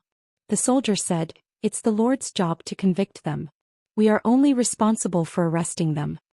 Because he was worried that the criminals would escape, Meng Heng specially sent soldiers to arrest the families with conclusive evidence and await Jiang Pingji's trial. Jiang Pingji took a detour to meet Han Yu's troops. Coincidentally, Wei Xi was also at the front line. When she saw Wei Xi, her mood improved a little. Everyone knew that Jiang Pingji was in a bad mood and tacitly did not mention what happened in Hu County. Instead, they were concerned about her gains in Qinzhou. Jiang Pingji conveniently mentioned Yuan Xian's incident, hoping that everyone would learn from Yuan Xian and not make the same stupid mistake. Wei Xi said, "A day ago I received news that Yuan Xian is dead." Jiang Pingji responded with an "oh" and asked calmly, "How did he die?" She received the news from the front line and rushed all the way. She guessed that she had missed the messenger, so she did not know that Yuan Xian was already dead. Yuan Xian was killed by 2 deputy generals after he was drunk. Wei Xi said, "Because the deputy generals forcibly took a girl from a good family and caused her death, they violated military discipline and were reported by the victim's family. They were afraid that Yuan Xian would punish them according to military law, so they took the opportunity to kill him." Jiang Pingji said, "The victim's family reported him? What a coincidence." She did not believe in coincidences. If there were too many coincidences, it would reveal a sense of scheming. Wei Xi nodded. "I have the same thoughts." Jiang Pingji said, "Yuan Xian was our good friend. It's a pity that he died." Wei Xi was speechless. If Huang Song heard this, he would be very heartbroken. Wei Xi said, "I'm worried about Songzhou. With Yuan Xian's death, the power in Qinzhou will fall into the hands of Nie Sun. This person is not easy to deal with." Jiang Pingji said, "The food in Qinzhou has been swindled by a man named Hua Yuan. Nie Sun can't cook without rice. His good cards were ruined by Yuan Xian. After Niesun took over, he was just struggling at death's door. Wuxia heard a familiar name and was surprised. Hua Yuan? Jiang Pingji asked. Yes, he's quite a treacherous person. He's good at swindling food and drinks. Chapter 1291. Yang Si keenly noticed the flash of surprise on Wuxia's face. He laughed and said, Zixiao, you really know everything. Do you know this person? Everyone's gaze turned to Wuxia. The latter hesitated for a moment, not knowing if he should speak. Without waiting for Wuxia to speak, Jiang Pingji said, Who cares if he's Hua Yuan or Chao Yuan? It's not our turn to think about him. Bogeo is the victim. This sentence sounded like mockery, but in fact, it was to change the topic and help Wuxia out of his predicament. When Yang Si heard Jiang Pingji speak, he could only rub the bridge of his nose, asking for a snub. He did not pursue the matter. It was not a good deal to be targeted by the Lord just to satisfy a moment's curiosity. Yang Si admitted that he was rather curious. Although Wuxia was not a shut-in, he was not a traveling frog who traveled all over the world to study and never returned home. How could he know so much information? He knew almost all the places that produced the kind of talents. It was simply unscientific. Could it be that Wuxia secretly had an intelligence department that outsiders did not know about? Jiang Pingji secretly protected him, but Wuxia did not dare to enjoy it calmly. None of the people present were easier to deal with than Qiguanrang. If this special treatment made them hate him, it would accumulate into a reason to attack him in the future. Wuxia felt that he would die faster in this life than in his previous one. In the blink of an eye, thousands of thoughts flashed through his mind. Wuxia said, I've heard a little about Hua Yuan. Yang Si immediately perked up. Most people who Wuxia remembered were not easy to deal with, such as Sun Wen back then. Wuxia smiled bitterly and said, Hua Yuan was born in a small clan in Nanxing. His parents died when he was young. When he was young, his uncle and aunt arranged for him to marry the legal wife's daughter of a declining aristocratic family. He was gentle and somewhat weak, but his wife was shrewish and arrogant. They had a son and a daughter. During the disaster of the southern barbarians, Hua Yuan's family fled deep into the mountains to take refuge. In the end, their whereabouts were betrayed by the servants in the family. His wife and daughter died tragically. He briefly described Hua Yuan's life. Everyone listened with a face full of confusion. Jiang Pingji said in surprise, As far as I know, Hua Yuan's temperament and the Hua Yuan that Zixiao spoke of are completely different people. If Hua Yuan was really a gentle and cowardly person, even An Chui wouldn't be able to subjugate him, much less set up a series of schemes to steal Yuan Xian's food. According to the information they had received so far, Hua Yuan was definitely not someone who was easy to deal with. I made a mistake. Yang Si clapped his hands and laughed. Zixiao, you made a mistake this time. Ci hasn't finished speaking. How would Jingrong know that Ci is wrong? It's said that when Hua Yuan's mother was pregnant, she gave birth to a pair of boys. Wuxia had just said a few words when Yang Si's eyes lit up. How could he have forgotten that Wuxia had a pen name of Layman Zaiki? Every novel that he published left him mesmerized. Art came from life and was superior to life. As soon as he heard the beginning of the story, Yang Si's interest was piqued. He could not help but perk up his ears and listen quietly. Wuxia said calmly, His eldest son died before he reached the age where he could grow teeth. His second son survived and was named Hua Yuan. Before Hua Yuan could be enlightened, his parents contracted an epidemic and passed away. His family business was seized by his uncle and aunt. On the surface, his uncle and aunt treated Hua Yuan very well and did not mistreat the only son left behind by his elder brother.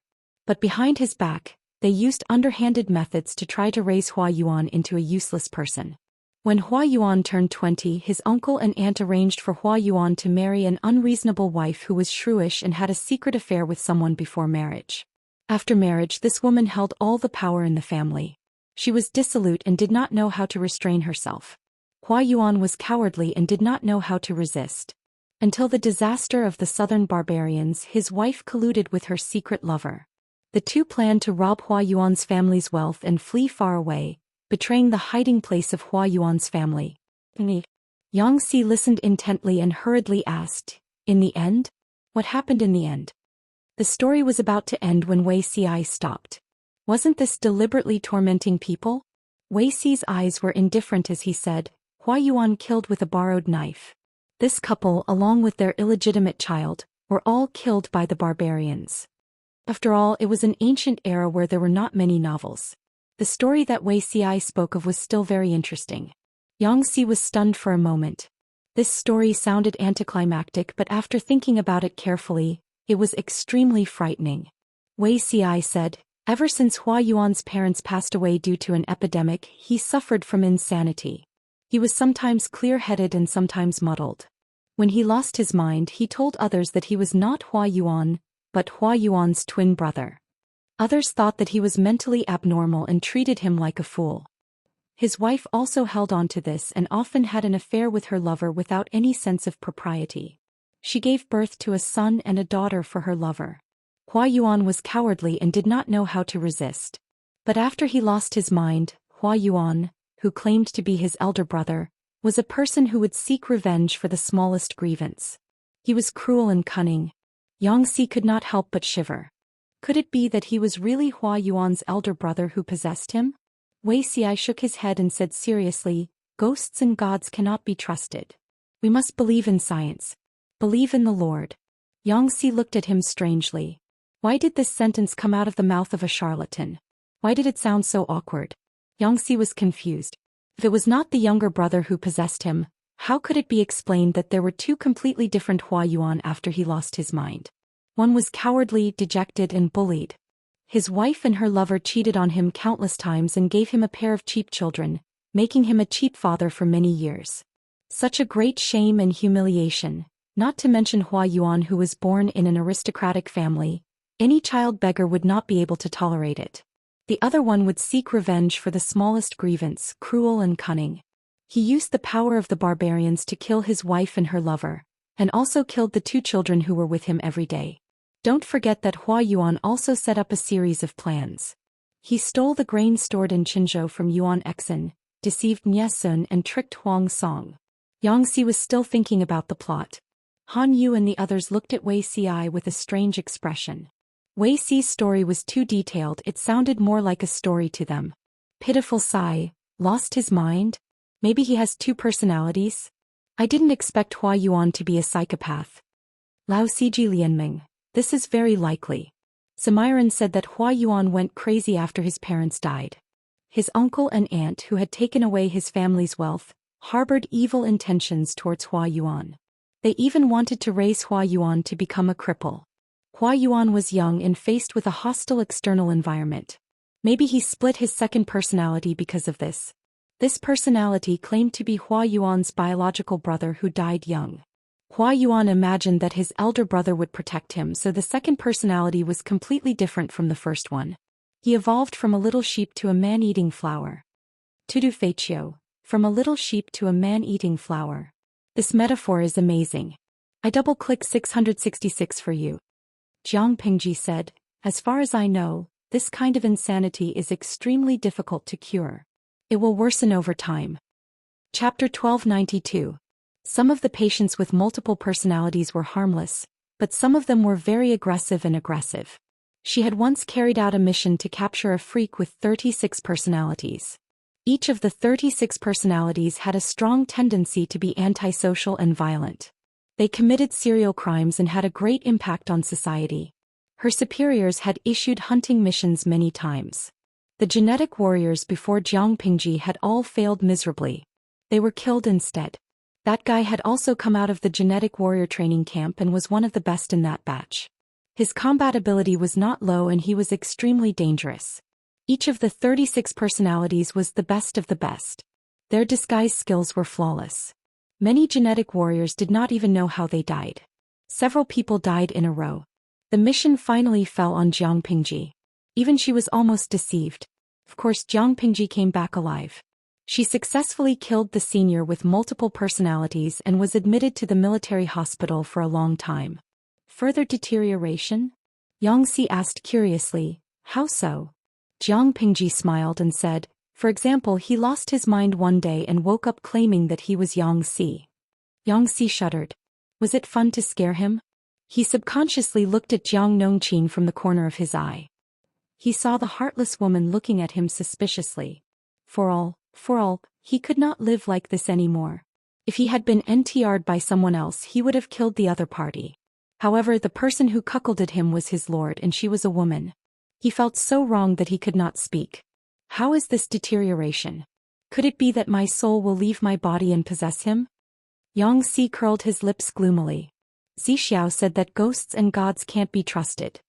Jiang Pingji explained, when he lost his mind he became another person that he imagined. For example, Hua Yuan's elder brother. This is also someone that Hua Yuan subconsciously imagined when he was bullied and could not resist. Xianxia felt that her explanation was novel and interesting. It seemed to be easier to accept than the so-called possession of the soul of his deceased brother. Xianxia said, "My lord, do you mean that as time goes by Hua Yuan may imagine himself as someone else?" Jiang Pingji nodded. Yes. After all, it was ancient times. Without targeted medication and medical conditions, it was difficult to cure Hua Yuan's dual personality. Little did he know that Jiang Pingji's words had come true. Hua Yuan had indeed split into other personalities. Xianxia asked curiously, "Zhixiao, how do you know so much? From the looks of it, even Hua Yuan's lover doesn't know him as well as you do." As soon as he finished speaking, Jiang Pingji glared at Xianxia. "Do you know how to talk? Who is Weixi's lover?" Her frog was slowly simmering in her pot. How could it jump into someone else's pot? Xianxia. Even so, Xianxi's words still voiced everyone's confusion. Weixi's understanding of Hua Yuan was too detailed. Wuxia dodged the question expressionlessly. "I calculated with my fingers and observed the stars at night." Xianxia could not help but complain, "Can your reason be any more perfunctory? Who was the one who told him that ghosts and gods couldn't be trusted?" Turning around and slapping his own face, "Zhixiao, you sure are capable." Wuxia argued with him and said, "Yes." Xianxia, Han Yu shook his head. He and Wuxia had known each other for many years. There was indeed something mysterious about Wuxia that others could not fathom. Since the Lord did not ask further, it was obviously harmless. He could just pretend to be deaf and dumb. On the contrary, Xianxia liked to be abused. Even though he knew that there was no result from asking, he still persisted. Jiang Pingji excused the meeting with the excuse that she was tired. Wuxia was caught up by Xianxia as soon as he left the tent. He said wickedly, "Zhixiao, why don't you write a novel about Hua Yuan using the name of Layman Zaiki? It will definitely cause a sensation." Wuxia said, "Are you trying to piss him off?" He was so mischievous. Xianxia said, "After listening to this novel, my heart is itching. I always feel that it's not enough. For a novel, after reading a novel, one always felt that it was fresh and wanted to find a similar type to read again to satisfy the need." Wuxia was moved but refused. No matter what, he and Hua Yuan had worked together before. He was too wicked to bully an old colleague like this. Wuxia washed up and was about to rest when a figure sneaked in quietly. When he looked closely, it turned out to be the Lord. "Lord, you are..." Relying on her good martial arts skills, the Lord always liked to visit her at night. Jiang Pingji said with a hint of jealousy, "About that Hua Yuan, were you familiar with him before?" She was not so familiar with the person who slept beside her. Wuxi's expression wavered a little and he said slightly unnaturally, "After all, we worked together before." Jiang Pingji half leaned on him. "Zhixiao, I'm sad. You actually have something on your mind from me. Did you really not have an affair with Hua Yuan?" Wuxia smiled bitterly and said, "We are both men. The friendship between gentlemen is as indifferent as water. Our relationship is completely different from yours." Although he was not proficient in sweet nothings, Wuxia knew how to pacify the person in front of him. Wuxia did not deliberately hide it. It was just that he did not want others to know about the secret, especially the person in front of him. "If my lord really wants to know, what's the harm in telling me?" Wuxia said. "I treated him like a gentleman's best friend, but he didn't think so." Hua Yuan's madness became more and more serious. One day after his illness broke out, he claimed to be Hua Yuan's deceased wife. This woman was dissolute and liked young and beautiful scholars. At that time I was in the prime of my life and my looks were not bad. She often harassed me and refused to give up. I could not stand her harassment. In the face of workplace harassment, Wuxia righteously chose to say no. Hua Yuan's looks were not bad, but he was dressed in colorful women's clothing and wore scary makeup. Even ghosts would be scared to tears by him. It was because of this that Wei Xi started to investigate Hua Yuan's past. Coincidentally, the first personality Hua Yuan woke up one day. Wei Xi used some means to dig out a lot of inside information from him. He pieced the scattered information together into a complete intelligence report. If possible, Wei Xi did not want to know more about Hua Yuan. This person was really evil and strange. Jiang Pingji said angrily, "He's so shameless. That's all in the past. Let's not talk about it." Wei Xi sighed and said, "At the end of the day, he was just a pitiful person." After Hua Yuan split into elder brother and deceased wife, he also split into his deceased parents and his deceased wife's lover who had cheated on him. A good counselor had gone crazy. Every time he thought of this, Wei Xi could not help but sigh. If this person's temperament was normal, he would definitely have a place in this chaotic world.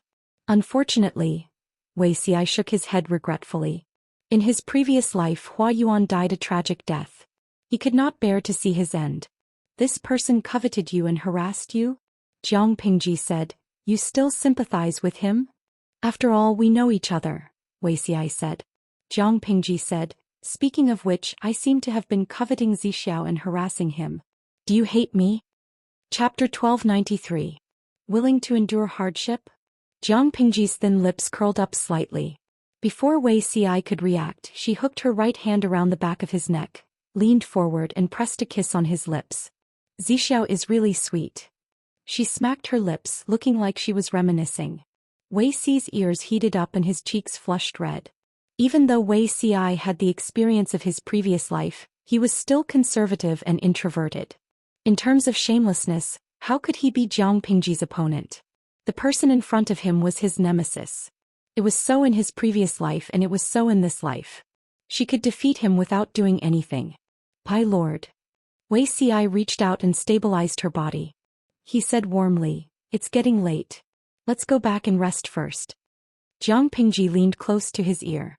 Her warm and moist air hit the base of his ear, causing him to palpitate and tremble. It made him lose control of his mind. "Zixiao, your surname was Liu in your previous life, right?" Wei Xi frowned in surprise and said seriously, "Of course not. Why does my lord have such a question?" "I suspect that your name was Liu Xiaohui in your previous life." Jiang Pingji teased him with a smile. "If you were an ordinary man, you wouldn't be able to sit still by now." Could it be that her boyfriend power was at its maximum, causing the two of them to take the opposite roles? Should she take the initiative to overwhelm him? It wasn't that she hadn't tried before, but Wei Xi's attitude was very resistant. She also abided by the federal law that she couldn't use force on others without permission. Wei Xi smiled bitterly. "This is the military camp.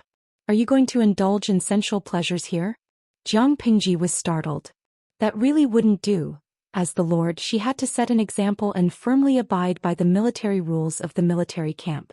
She couldn't violate any of them, let alone indulge in sensual pleasures. She rolled her eyes and asked, "It's fine as long as we're not in the military camp?" Wei Xi smiled bitterly again. The candlelight in the tent swayed. The orange light reflected in his eyes. They looked warm and deep as if they contained stars. "That won't do. It's not suitable for my lord now." He paused and looked a little embarrassed. "It's not suitable for pregnancy." Jiang Pingji was stunned. She didn't expect Wei Xi to reject her repeatedly for this reason. She thought it was because he was naturally shy. The two of them looked at each other for a while. Wei Xi seemed to have lost all hope and said, "The world is in chaos and the situation is unstable. If my lord is not careful and becomes pregnant, it will be very inconvenient and the risk will increase. A woman's pregnancy is extremely dangerous. If she is careless and falls into someone else's trap." Wei Xi's medical skills were not bad. In his previous life he had spent a lot of effort to specialize in female gynecology. For stability he had also learned how to deliver babies. It wasn't that he didn't trust others, but that a woman's pregnancy took 10 months to give birth, so she was especially vulnerable to external harm. Wei Xi could not afford to gamble at all. Jiang Pingji scratched her cheek awkwardly with her index finger. He had never thought about it. She did not want to talk about contraceptives in ancient times. In order to ease the awkward atmosphere, she muttered, "Zixiao is really confident in himself." Who didn't know that Wei Xi's body was cold because of his childhood experiences? When it came to men, once the word body cold was attached to it, outsiders would subconsciously think that they were inferior to normal men in terms of fertility. Even if their bodies could be nurtured well, their yang energy would not be as abundant as others. Even if Wuxia had great self-restraint, he almost broke down when he heard his lord's words. My lord, no matter how small the possibility is, it doesn't mean that it won't happen. You can't take the risk. Wuxia had been nursing his body for a long time in this life. His condition was definitely much better than in his previous life. He had a son and a daughter in his previous life, so naturally he wouldn't be without any gains in this life. In addition, the two of them were a few years younger than they were in their previous lives. It was reasonable to say that it was easier for a young and healthy body to conceive. Don't you know the technique of Qi Huang? Jiang Pingji said, feeling wronged. I've learned it for practical use. Wuxia was speechless for a long while. With a red face, he squeezed out a sentence with difficulty. Every medicine is poisonous. A woman's body is different from a man's. Even the slightest damage would be difficult to heal, not to mention the issue of having children. It's fine if you're compassionate, but this method isn't foolproof. If you're not careful and you get pregnant, the fetus you give birth to might be born with congenital deficiencies. Jiang Pingji was speechless. How infuriating. Jiang Pingji's face was as black as ink. Wuxia hesitated for a while, then he plucked up his courage and stretched out his hand to comfort her back. The more he behaved like this, the angrier Jiang Pingji became. She pushed him down and bit him a few times. Beads of blood appeared on the flesh near his collarbone. Wuxia was in so much pain that he drew in a breath of cold air. The pain overwhelmed the lust in his body. He could only smile bitterly and pat her on the back, pacifying her. Jiang Pingji was on fire. He was in front of her, yet he couldn't eat her. He was forced to be a sadhu. She smiled bitterly and said, "This is probably self-immolation." Wuxia didn't dare to interrupt. Instead, he hugged her in silence to calm the burning fire in his heart. His lord wasn't feeling well, but he was actually having a hard time too. Jiang Pingji hugged Wuxia and ate his tofu for a while. She quietly returned to the main tent. I'm going to rest. Don't disturb me if there's nothing important. She instructed the soldiers who were guarding the main tent. She went to her bedroom in the tent and opened the system store that she hadn't opened for many years. As she flipped through the pages, her face slowly darkened. The pressure surrounding her became even lower. Ordinary genetically modified rice, clean tap water, iodized salt, salt without iodized salt, soil with medium fertility, dry firewood, soybean oil, vegetable oil, sauces, aged vinegar, stir-fried green tea leaves, snakeskin bags, nail knives, ordinary wound medicine. What kind of lousy things were sold in the system store? After flipping through a few pages, Jiang Pingji was so angry that she rushed to the front of the system. The two systems were so scared that they trembled. You call yourselves systems? This is called the system store? Don't you have any idea what's going on? You don't even have a BYE. You can't even compare to a snack store. You're so useless. You might as well die. As the trash in the system, don't you think it's too embarrassing for you to live? She vented all her anger on the system. The two systems were so scared that they were dumbfounded. You're crazy. System number 2 retorted angrily. Who said that the system store must sell BYT? What was wrong with them? She had left them hanging for so many years. The pitiful pair of systems had to eat the energy she fed them regularly every day to survive. They felt wronged even if they didn't eat their fill or starved to death. It was not easy for them to say a few words, but this crazy woman came up and scolded them. Isn't the bed the battlefield of the live streaming system? Don't you think this thing should exist? Jiang Pingji mocked and ridiculed them. As systems, you're so unprofessional. You even want to trick the host into working for you. You deserve to be imprisoned here. Trash. The two systems received critical damage. Damn it. It was great to have the ability to tear the system apart. A soldier would rather be killed than humiliated. Chapter 1294. Bad news from the front line? The next day, Han Yu was keenly aware that his lord was very angry. Her aura was even gloomier than before. Thinking about it, the only answer he could think of was bad news from the front line. No, if there was bad news from the front line, my lord would have summoned us overnight. Xianxia leaned close to him and whispered, My lord has passed the age of 20. In other words, she has grown up. As an adult, there are always a few days when things go wrong. Xianxia smiled mysteriously and patted Han Yu's shoulder. Han Wenbin joined too late to notice some clues. Han Yu was about to correct him that 20 was used to describe a man and that a woman should be described as young, but he suddenly realized something. You mean? Han Yu's face turned gloomy and he scolded, Yang Jingrong, how dare you lie about my lord? It's not something that can't be said. Sages are also human beings. Xianxia crossed his arms in front of his chest and said, why can't sages talk about things that they can't avoid? Without this, how can the bloodline continue? If you don't say it, who will know that I said it? Han Yu was so angry that he almost laughed. He said, my lord is a woman after all. Isn't it blasphemous to my lord's reputation by saying such things? Xianxia was stunned for a moment and said embarrassedly, didn't I forget? I can only blame my lord for being too heroic in forgetting about this. Han Yu was speechless. He wanted to strangle this scoundrel. Han Yu was exasperated and said, this is related to my lord's reputation. How can you talk nonsense? It was not easy to be a female lord. Xianxia's attitude was so frivolous. If it was spread out, it would be extremely disadvantageous to my lord. Xianxia couldn't defeat Han Yu, so he could only listen to the scolding with his head down. After all, Han Yu was his senior brother, so he endured it. When Han Yu finished scolding him, Xianxia turned to Jiang Nongqin for comfort. Jiang Nongqin said, military advisor Han is thoughtful. You are indeed in the wrong. There is nothing to feel wronged about.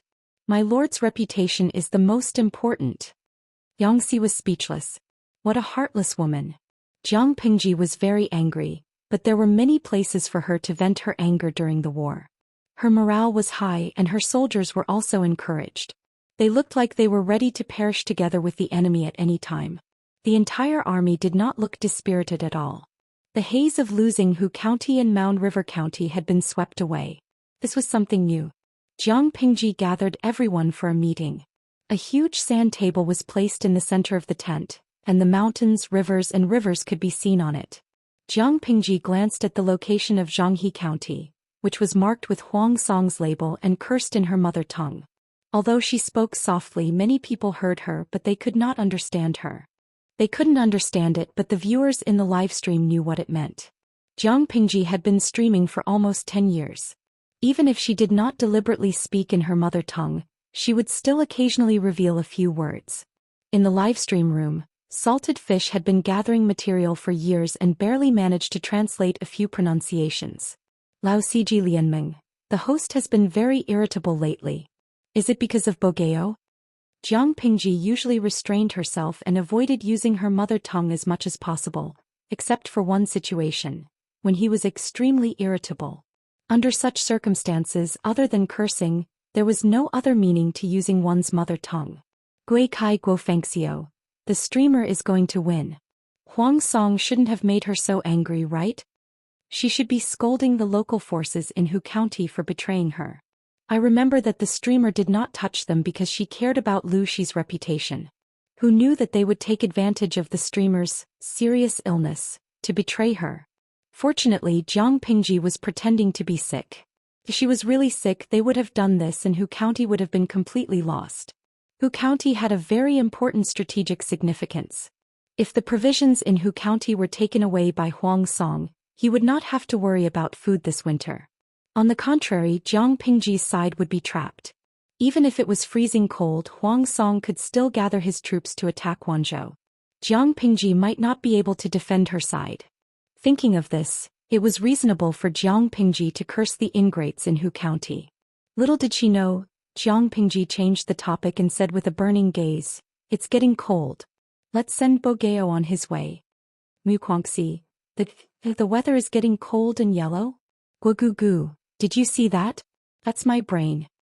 Pepsi Cola, the person above is presumptuous. That's my brain. Qian Yu man, isn't the brain above Coca-Cola? The idle people still did not change the topic, but Han Yu and the others were very reliable. The Sanshan Valley is not a place that is easy to defend and difficult to attack. If Huang Song attacks it with his troops, General Luo and the others will not be able to defend it for more than a few days. Han Yu said with a serious expression, I asked General Qin Gong to send troops to sneak attack the rear of Huang Song's main force to restrain their troops. but it can only delay them for a while.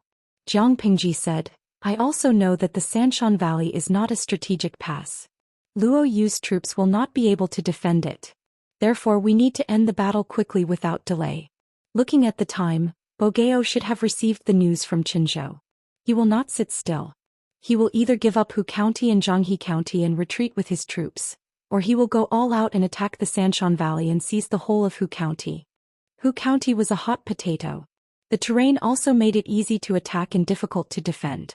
The whole of Hu County only had one line of defense, and they had to send many troops to defend it. However, the ingrates in Hu County were courting death. They cooperated with the mole Huang Song and broke the line of defense in Hu County. Han Yu said, the value of Qinzhou is far less than Hu County. Huang Song will not give up the good situation for Qinzhou. In other words, the possibility of Huang Song leading troops to attack the Sanshan Valley was much higher than the former. If that was the case, Jiang Pingji would definitely send troops to stop Huang Song. She could accept losing the whole of Hu County, but she was afraid that the tens of thousands of elite troops sent to Hu County would also be lost. However, a quick battle was not something that could be won just by leading troops. They needed to think carefully about how to send troops and how to set up the layout. Everyone frowned and discussed for more than 2 hours before they finalized the final plan of attack. After the meeting ended, Jiang Pingji added, we will pacify the 5 countries within 7 years. Bogeo is a force that we must destroy. Han Yu frowned. He did not want his lord to bite off more than she could chew.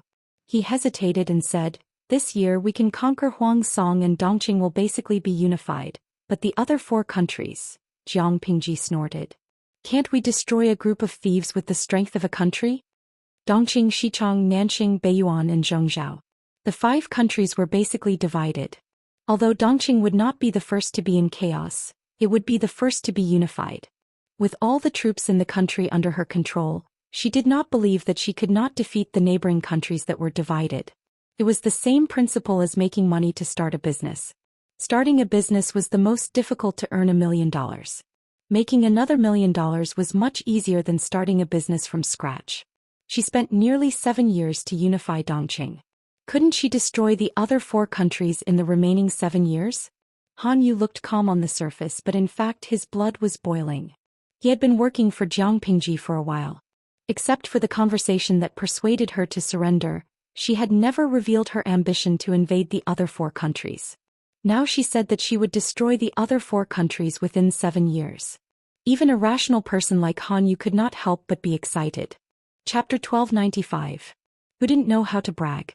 But to be able to turn your bragging into reality, that was the real deal. Jiang Pingji had made a bold promise. This year she would defeat Huang Song. In 7 years she would pacify the 4 countries. Naturally, she had to put in the corresponding effort. At the moment, the most important thing was to send troops to intercept Huang Song's main force and prevent them from entering the Sanshan Valley.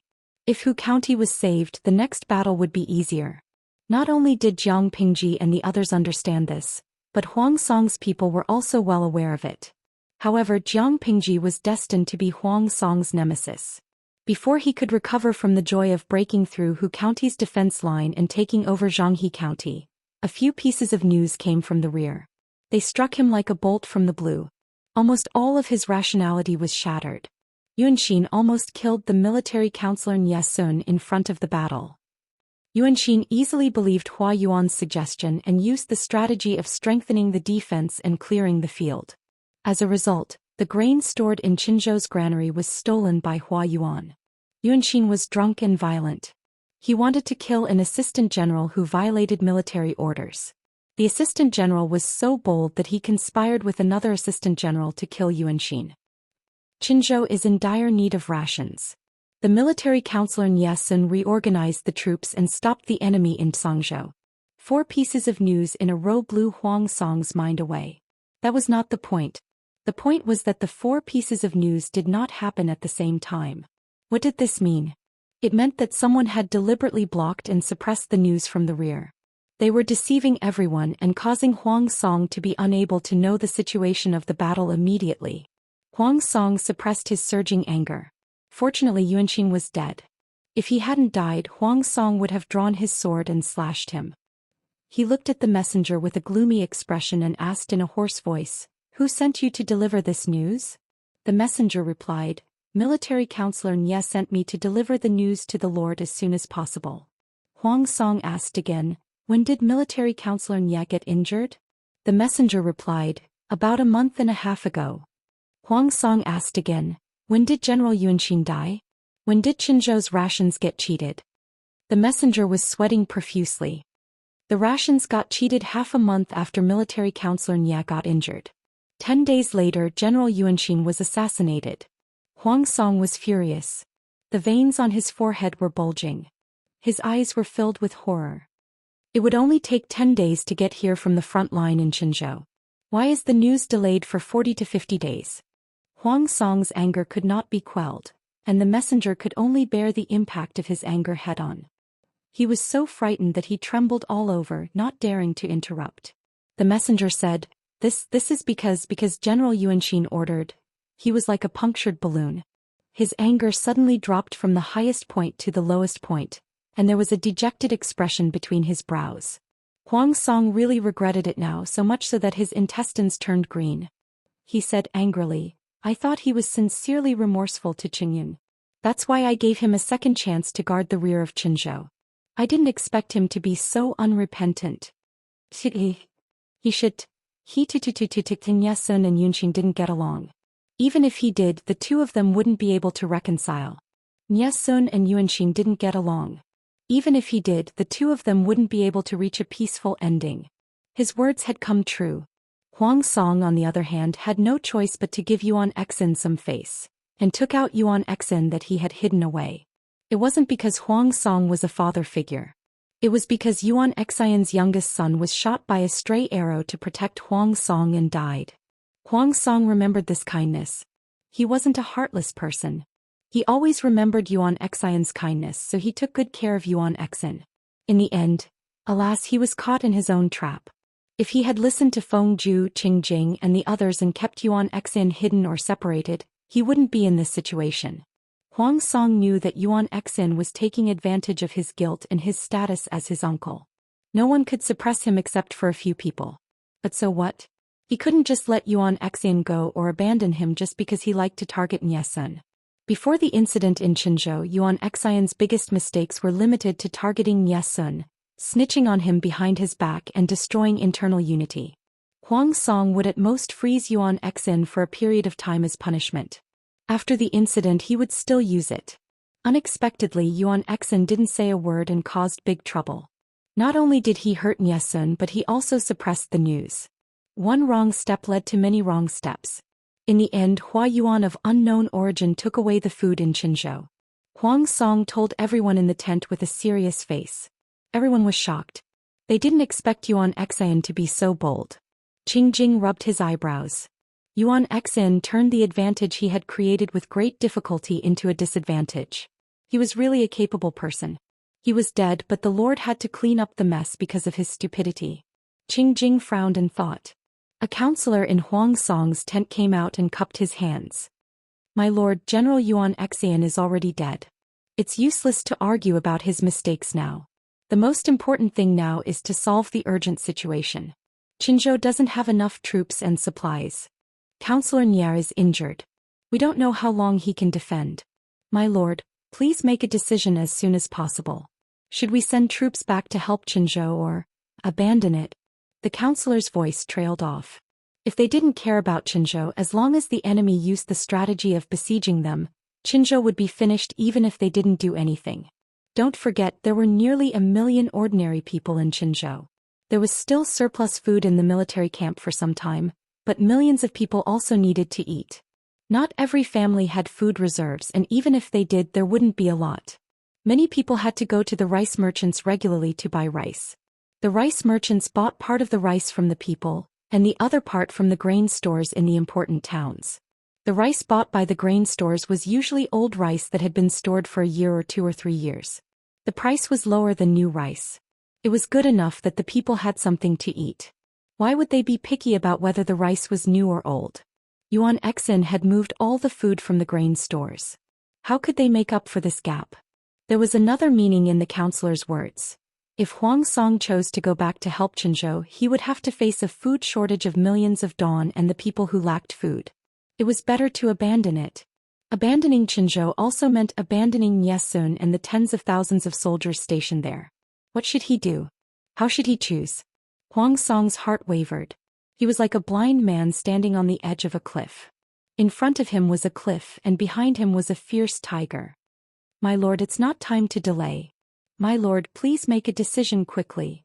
Everyone tried to persuade him. Huang Song looked at Qingjing, asking him what he should choose.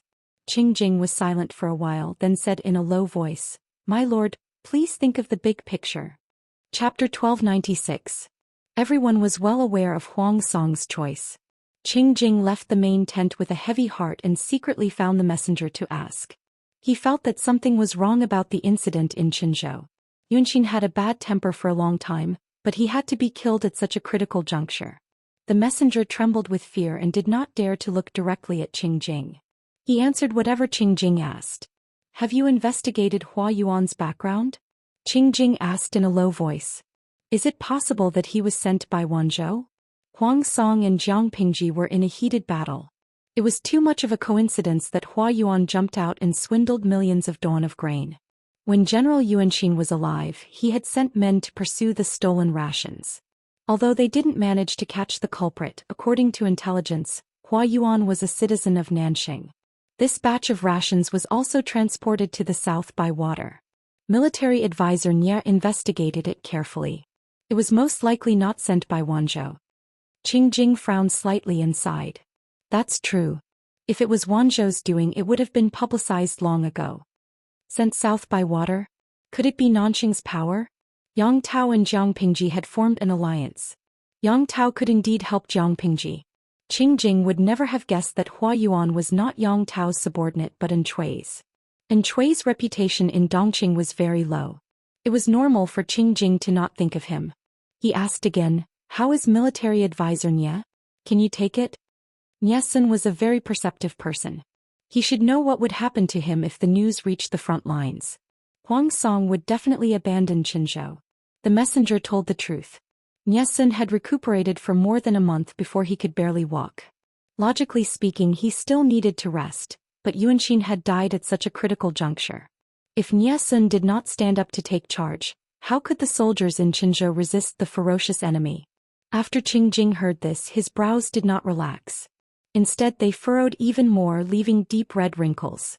Military advisor Nie was injured so badly? If he had not seen it with his own eyes, Qingjing would not have imagined how severe the injury was. The messenger said, Military advisor stayed up for several nights before he was out of danger. He woke up for a while and wrote a will to his wife and daughter. If he was not injured to the point of death, who would write a will to curse him? Qingjing said, Will? Do you know what it says? The messenger shook his head. He was just a lowly soldier. How could he be qualified to know what was written in the letter? However, General Yuanxin read the contents of the letter before he died. Not long after the letter reached the hands of Counselor Nie's wife and daughter, they led their men north. North? Suddenly, Qingjing understood something. He could roughly guess the contents of the will. It was most likely in order for his wife and daughter to go north and seek refuge with the Yu clan. He asked, Why didn't you tell the Lord about this? The messenger was stunned and said in astonishment, Counselor Nie didn't say anything. Qingjing lowered his eyelids to hide the complex emotions that flashed across his eyes. Niesun had sent someone to report, but he had left out the detail that he had written a will to his wife and daughter. Was he afraid that the Lord would pursue and suspect him? When he thought of this, Qingjing asked about the details of Yuan Xian's death in detail. The more he asked, the more shocked he was. Yuan Xian's death. I'm afraid it won't be simple. Even if the commoners were resentful, they would not be able to win against the Thais. Most of them did not have the courage to make a fuss and could only swallow the bitter pill. That old man had not only carried his granddaughter's corpse to the military camp to make a fuss, but he had also been able to maintain his composure during the confrontation and speak clearly and methodically. He did not seem like a commoner, but more like someone had instructed him behind the scenes. Qingjing raised his hand to press his aching forehead and said in a low voice, You may leave. Be careful when you leave. Don't let anyone see that you've seen me. Qing Jing wanted to hide it, but Huang Song was a suspicious person. He heard that Qing Jing had privately summoned the messenger.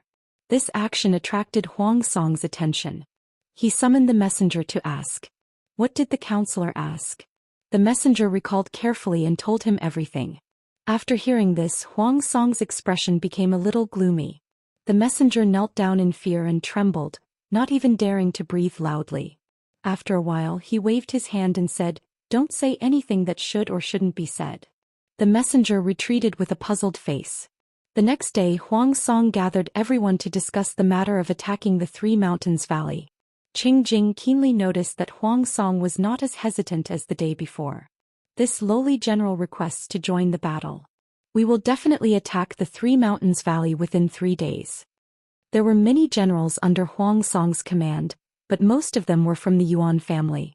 Only less than half of them were generals with different surnames. The one who requested to join the battle this time was Yuanxin's eldest son. He took after his father in appearance and was also a fierce and aggressive person when he was young. As soon as he finished speaking, Yuan Chong and a few other generals also stood up and requested to join the battle. The Three Mountains Valley was easy to attack but difficult to defend. Even if the enemy had placed a large number of soldiers here, it would still be difficult to defend. This was a good opportunity to make a contribution. Huang Song was still disgusted by Yuanxin's betrayal and did not want to see anyone related to Yuanxin for the time being. He ignored Yuanxin's eldest son and turned to Yuan Chong. Is Heng Shu confident? Yuan Chong secretly clenched his fists and took a deep breath.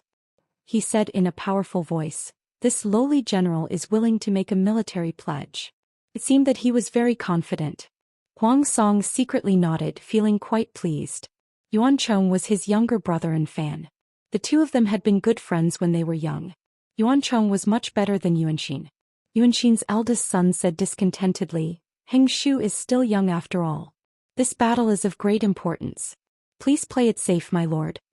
Huang Song retorted expressionlessly, embarrassing Yuanxin's eldest son. Yuan Chong led his troops into battle. The dark formation made the onlookers feel pressured.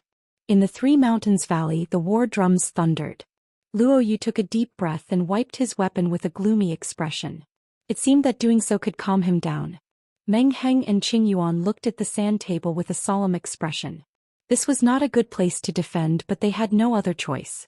The enemy had the geographical advantage and they could only fight passively. Fight to the death. We will not take a step back. Luo Yu gripped the long saber in his hand tightly. The polished blade glowed with a cold white light. Meng Heng said, "General Luo, defending to the death is not a good strategy. Even if we use all our men and supplies, defending for 5 days is the limit." The enemy had set up their formation. It was obvious that they would not rest until they were dead. If they fought the enemy to the death, the outcome would be total annihilation. Luo Yu said, "We have already lost Zhanghe district. There is no retreat. If we lose the Three Mountains Valley, the entire Hu County will." Hing is aware of this. Meng Heng's indifferent eyes were as calm as an ancient well. "But these tens of thousands of soldiers are elites that my lord has carefully nurtured. General wants them to defend the Three Mountains Valley to the death. This loss is far greater than losing Hu County." Luo Yu stood up abruptly. A hint of struggle flashed across his square face. "What do you mean, military advisor?" Meng Heng said, "Retreat and abandon the valley. Retreat is the best plan." There was a loud bang. Luo Yu was so angry that he smashed the table beside him. Sawdust scattered all over the floor. Military advisor. Retreat and abandon the valley. How could Meng Heng say that? Wasn't this equivalent to handing over the entire Hu County to Huang Song? Chapter 1297. Luo Yu's eyebrows twitched. He said solemnly, "Please elaborate." He must have been blind. He thought Meng Heng was a gentle and kind scholar. He didn't expect him to be so crazy and decisive. No wonder he was Meng Zhan's son. His ruthlessness was inherited. Killing 1,000 enemies while sacrificing 800 men. Perishing together. Meng Heng sneered. Luo Yu's heart skipped a beat. Huang Song attacked Hu County for the food after the autumn harvest. We can burn it. If we can't get it, Huang Song won't get it either. Luo Yu's eyelids twitched. Burn it. Burn his own food? Crazy? Meng Heng said, "Not all of it. We're burning the fields within 100 miles of the Xianxia Valley. If the food was burned, what was the point of Huang Song's attack? He could just cry in Mound River County. Luo Yu looked at Meng Heng with shock in his eyes. His breathing was rapid and heavy and his eyes were bloodshot. Burning the crops within 100 miles of the fields. How could he bear to do it? In this era, people would sacrifice their lives for a meal. How could he do it?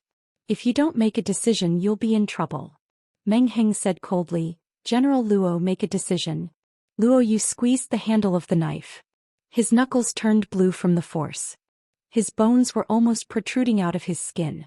It was obvious how much he was struggling. The choice Meng Heng gave Luo Yu was too difficult. No matter what he chose, Luo Yu couldn't bear to do it. Qing Yuan held his breath and looked at the two with a complicated expression. Is there really no other way? Qing Yuan helped Luo Yu speak his mind. Meng Heng said, Huang Song will attack the Xianxia Valley with all his strength. We can at most hold on for 5 days. That's at the cost of the lives of all the soldiers.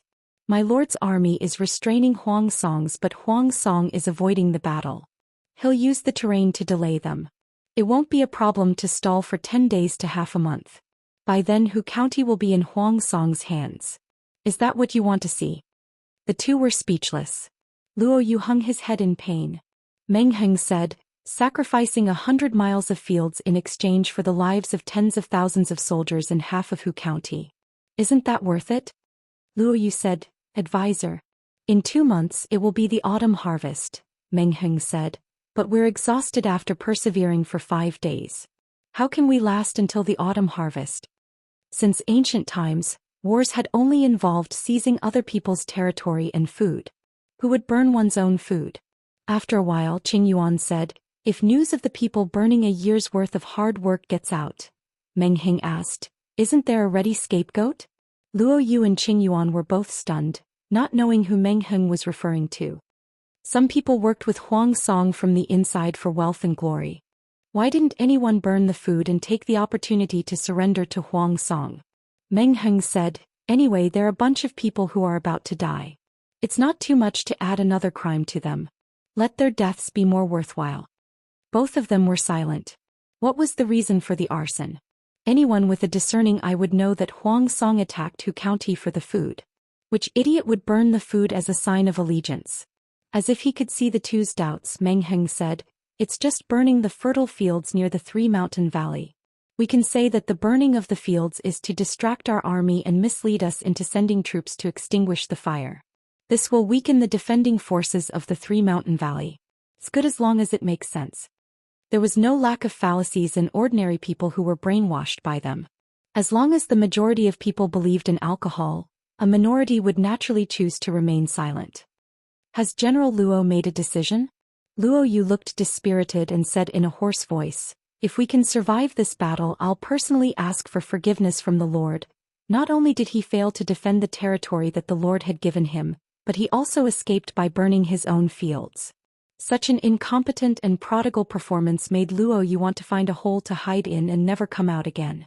Huang Song's army came in a menacing manner. They were very ferocious and did not give anyone a chance to breathe. The two armies fought from day to night with the Three Mountains Valley as the boundary. The gate of the pass was smashed by a giant tree once. If it were not for the timely use of dozens of saber carts to block it, they would not have been able to hold on for a day. Everyone was panic-stricken and did not dare to close their eyes at night, afraid that the enemy would take the opportunity to launch a sneak attack. Luo Yu transferred a few thousand soldiers to disguise themselves as ordinary guards and sneaked out of the Three Mountains Valley in the middle of the night. Because of the war, the people nearby had already packed their belongings and headed north to avoid disaster. The fertile fields were left unguarded, which made it convenient for them to move around. Huang Song and the others did not choose to attack at night. Instead, they let the army rest and build up their strength, because the battle situation during the day determined that the enemy was more nervous than they were and did not dare to sleep the whole night. If they didn't sleep for a whole night, the enemy's physical condition would naturally be inferior to theirs, and they would have the advantage the next day. Based on the current situation, they would be able to take down the Three Mountains Canyon in 3 to 4 days. No matter how strong the enemy was, they were still mortals. It was impossible for them to not sleep for a few days. In the middle of the night, A faint orange light lit up behind the Three Mountains Valley. At first it was not obvious and Huang Song and the others did not pay much attention to it.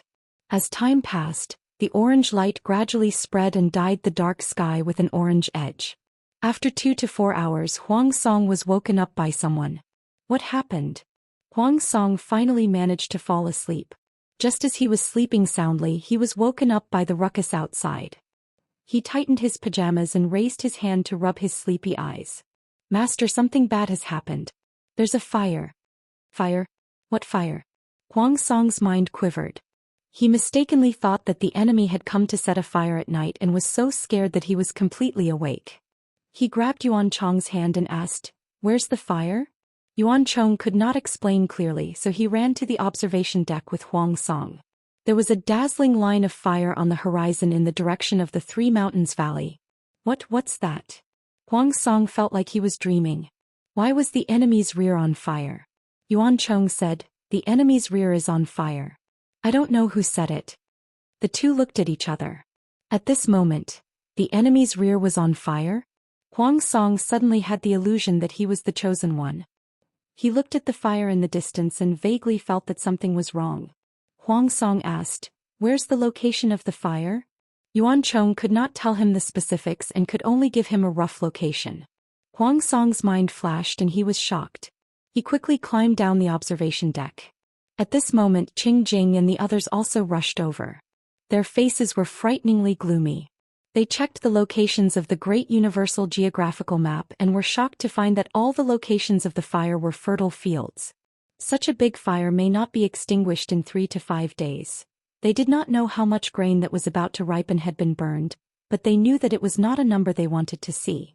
They're crazy. Huang Song's emotions suddenly exploded. He waved his hand and overturned the table. The bamboo slips and documents on the table scattered on the ground, and the table fell to the ground with a dull thud. In the Three Mountains Valley, Luo Yu looked in the direction of the fire and wiped his tears. Chapter 1298. Compared to the back-and-forth battle in Hu County, the Wanzhou battlefront seemed dull and boring. The person guarding the Wanzhou battlefront was Qiguan Rang, the commander was Fu Wang, and the troops he led were all elites. No matter what tricks Feng Zhu used to lure and mislead them, the entire army adopted the safest strategy. It wasn't that Qiguan Rang didn't want to change from defense to offense, but he had Wanzhou behind him. If Hu County fell, they would at most lose a year's harvest. Next year they would have to tighten their belts. If Wanzhou was lost, then the battlefront would completely collapse. Qiguan Rang knew this, so he didn't dare to slack off. He often deduced the enemy's tactics late into the night, so busy that he even forgot where to put the feather fan in his hand. Yes, that's right. The feather fan that Qiguan Rang never left his hand all year round had finally lost the favor of the main wife. Suddenly hearing that Hu County had fallen, even Fu Wang the commander couldn't sit still. Qiguan Rang was still calm and unperturbed. "Isn't the advisor worried at all?" "Of course," Qiguan Rang said. "If all of Hu County falls into Huang Song's hands, not only will they get millions of dawn of new grain, but the tens of thousands of elites under the Lord's command will also be lost. However, if we lose Hu County, we still have a chance to win. If we lose Wanzhou, it'll be hard to turn things around." The land of Wanzhou was the culmination of 7 years of his lord's hard work. Hu County's greatest value lay in its grain. Qiguan Rang knew very well which of the two was more important. Fu Wang let out a sigh after hearing this. He put away all his anxiety and nervousness. He seemed to have calmed down, but the aura around him was slightly terrifying. As soon as Fu Wang thought of the local forces in Hu County rebelling against Huang Song, who had backstabbed them in their vitals, causing the defense line in Hu County to fall and the army to have to retreat to the Three Mountains Canyon, he was instantly enraged. He gritted his teeth and said, "If the people in Hu County hadn't..." Qiguan Rang frowned and looked at a spot on the sand table. He clicked his tongue. Maybe the Lord would be happy to see this. Fu Wang almost exploded in anger. How could the Lord be happy to see betrayal? The Lord seized the opportunity to clean up Chongzhou, but Hu County is not easy to deal with. Qiguan Rang's eyes were cold as he said meaningfully, "Now that someone is courting death, of course she doesn't mind them being bolder. If they know their place, who would the Lord kill?" Fu Wang furrowed his brows. He had a feeling that Qiguan Rang was implying something. Although the general looked burly and honest on the surface, as if the general was all brawn and no brains, in reality that was not the case. The scheming on the battlefield was no less than the fighting in the imperial court. A commander capable of commanding hundreds of thousands of soldiers in battle would not be a simple-minded person. Fu Wang probed, "Why do you say so? Could it be that my lord already had the intention to get rid of those people?" If that was the case, Fu Wang was even more puzzled. Other than the stab this time, the forces in Hu Commandery have been very obedient the rest of the time. There is no reason for the lord to want to kill them so early on. Qiguan Rang was startled for a moment, then smiled faintly. Perhaps. How can an outsider guess the lord's thoughts? Fu Wang choked on his words. Qiguan Rang was pretending to be deaf and mute. Qiguan Rang obviously knew something but refused to say it. This made Fu Wang's heart itch, but Qiguan Rang was tight-lipped and refused to reveal anything. Qiguan Rang replied, "It's not a good thing to know too much." As soon as Fu Wang heard this, he knew that he should not continue to be curious.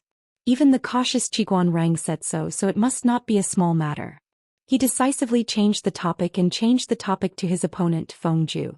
If Qiguan Rang's steady style was a shield, then Feng Ju was a sharp spear, extremely aggressive and deceptive. Fu Wang occasionally lamented that Feng Ju had followed the wrong person to follow Huang Song. His temperament was more like the lord's. If Huayu was not in Sangzhou but here, it would be interesting for the brothers to fight. Qiguan Rang said, "My lord deliberately transferred Huayu to Sangzhou to avoid the brothers from killing each other." Fu Wang made a sound of surprise. "Aren't the brothers Qing Sun and Qing Yuan a warning?" Qiguan Rang said, "Old Master Feng Ren is old and can't take the stimulation. Qing Sun's death caused Qing Qing to become seriously ill. Many famous doctors said that he could not hold on any longer. If the same situation happened again, if old Master Feng Ren was also sick, he might not have the luck to recover."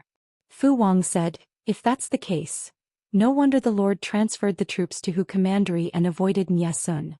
Is it the same reason?" Qiguan Rang nodded. "It's rare for my lord to be so considerate." Fu Wang stretched and perked up. "The enemy hasn't moved for 2 days. It doesn't look normal." Feng Ju led troops to attack Wanzhou, but they were stopped by Fu Wang and Qiguan Rang. The two sides were in a stalemate. A while ago the battle was quite fierce, but these 2 days, it had become uncharacteristically quiet. There must be a reason for this abnormality. Fu Wang felt that Feng Ju was definitely up to something. Qiguan Rang said, "If the enemy doesn't move, I won't move. As long as something doesn't happen in Wanzhou, what tricks can he play?" The main theme of the battlefront in Wanzhou was defense. They absolutely could not push the battlefield into Wanzhou. This was the bottom line that the lord had told them. It was best if Feng Ju was willing to stop for a while. Qiguan Rang could take the time to make other arrangements. Reality proved that Feng Ju was a restless person. How could he waste his limited time on meaningless things? Fu Wang had a brainwave and said with a smile, "What if Feng Ju instigates the Feng family to defect?" "General Fu, do you know how long the Feng family has been around for?" Qiguan Rang secretly rolled his eyes and chuckled. "Feng Ju instigates the Feng family to change their stance. But the premise is that the lord dies and Wanzhou and Hu County fall into Huang Song's hands. Only by achieving this premise can Feng Ju have a chance. The Feng family has gone through several dynasties and several troubled times. If they don't even have the ability to protect themselves, how could they have survived until now? The Feng family of Xiangyang was not something that the upstarts in Hu County could compare to." Fu Wang asked, "What if Feng Ju forged a letter to force the Feng family?" Qiguan Rang said, "That's even more impossible. No matter how rebellious Feng Ju is, he won't be so cruel as to drag the entire Feng family into a situation of eternal damnation. You also know the lord's temperament. She won't easily let go of those who betray her. No matter how stupid Feng Ju is, he won't do that. If he dares to do that, old Master Feng Ren will be the first to step forward and strike Feng Ju out of the family tree, or even kill family in the name of righteousness." Fu Wang nodded as he listened. Not long after the two of them ended this topic, they were slapped in the face. "Report, we've caught a suspicious spy." Fu Wang waved his hand and said, "Spy? Bring the person in." As soon as he finished speaking, 2 soldiers escorted a woman in a summer gown into the room. The woman struggled as she walked. Fu Wang said, "Is this a spy?" The woman looked to be about 27 or 28 years old. Her black hair was tied up in a woman's bun, revealing her clean neck and collarbone. Her figure was plump and her skin was delicate and rosy like a ripe peach. She was also very good-looking and her eyes were charming and moving as if they could suck in a person's soul. Fu Wang took a look and was stunned for a moment, but he came to his senses the next moment. Chapter 1299. One of the patrolling soldiers had been holding back his pee so much that he begged his colleagues to switch shifts and secretly went to a remote place to relieve himself. Just as he was feeling good, he saw this strange woman. She looked strange and attracted the attention of the soldier. Based on the principle that it was better to catch 1,000 wrong people than to let one go, the soldier reported the news. The woman was very strange. Anyone who met her eyes would be so mesmerized that they couldn't tell north from south. They would do whatever she said. The soldiers originally thought they had caught the wrong person, but seeing this strange situation they had to catch the woman no matter what. After a lot of trouble they finally caught the woman. Fu Wang sneered and looked at the uneasy deputy general. Wild fox. I think you guys have been dry for too long. Everything looks like a fairy.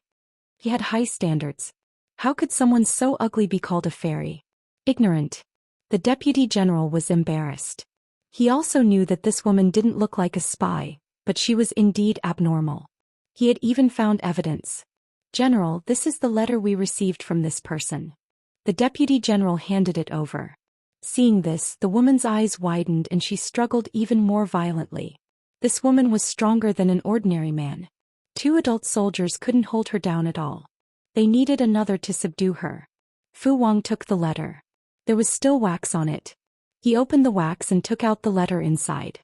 His fingers held the corner of the letter and shook it. After unfolding it, he read 10 lines at a glance. When Fu Wang read the letter, Qiguanrang was squinting and yawning. He hadn't had much rest for several days and was easily sleepy during the day. General Fu, what's wrong? Fu Wang looked at the woman and handed the letter to Qiguanrang in disbelief. He lowered his voice and said, Counselor, take a look at this. Qiguanrang didn't understand. What's written on it? After reading it, Fu Wang took out the folded paper from the envelope. And this? Qiguanrang knew at a glance that the paper was a detailed topographic map of Wanzhou, as well as the distribution of troops in various places. In this era, maps were not easy to draw. Detailed and accurate maps could even be kept as top secrets. The topographic map of Wanzhou was naturally the most important war secret. It wouldn't be easily revealed. The map in front of him was far more detailed than the maps Qiguanrang knew. If it fell into the hands of the enemy, the consequences would be unimaginable. Apart from the map, there was also the letter. It was a letter from Feng Yan to Feng Ju, who was Feng Gui, the current head of the Feng clan, Feng Ju's elder brother.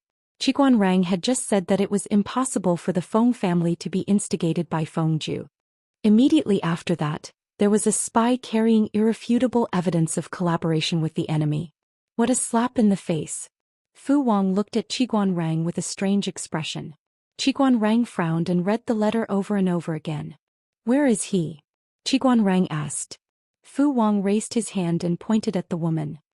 Here, but this woman's eyes are indeed a little strange. Counselor, you must be careful. Qiguanrang took 2 steps forward. The woman lowered her head when he approached and did not struggle as violently as before. Looking at the woman, Qiguanrang raised an eyebrow and lifted her chin, forcing her to lift her head. Fu Wang, incredible, incredible. Qiguanrang's brows relaxed. He asked in surprise, It's you? The woman subconsciously shrank her shoulders, avoiding Qiguanrang's direct gaze. Fu Wang asked, Do you know her? Could it be that this woman was an old flame of the counselor's? Qiguanrang did not pay attention to Fu Wang's thoughts. We've met a few times, but I haven't seen her in recent years. There were a total of 4 maids close to the Lord. One was Lady Xuanmei, who had been betrothed to Xiaoyu by the Lord. The other was Jiang Shaowei, who had also been the Lord's maid. The third was Lady Huijun, whom General Fu should be very familiar with. The fourth is the person in front of you, Lady Takshu. When Fu Wang joined Wanzhou, Takshu had already been ostracized by Jiang Pingji and was later sent to Chongzhou.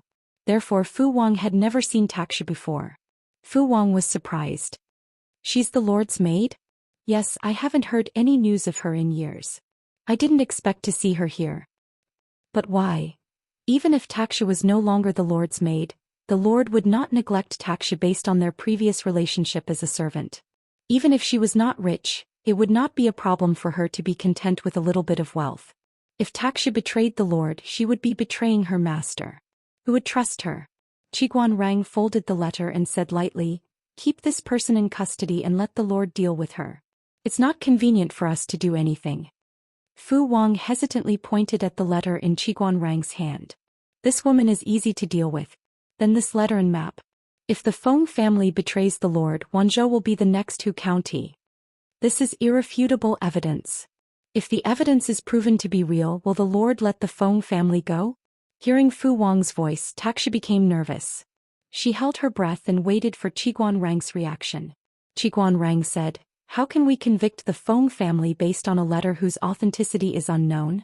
Even if the letter is real, if we attack the Feng family now, won't we be forcing the Feng family to rebel in advance and forcing Huayu, who is at the front lines, to make a choice between the family and the Lord?"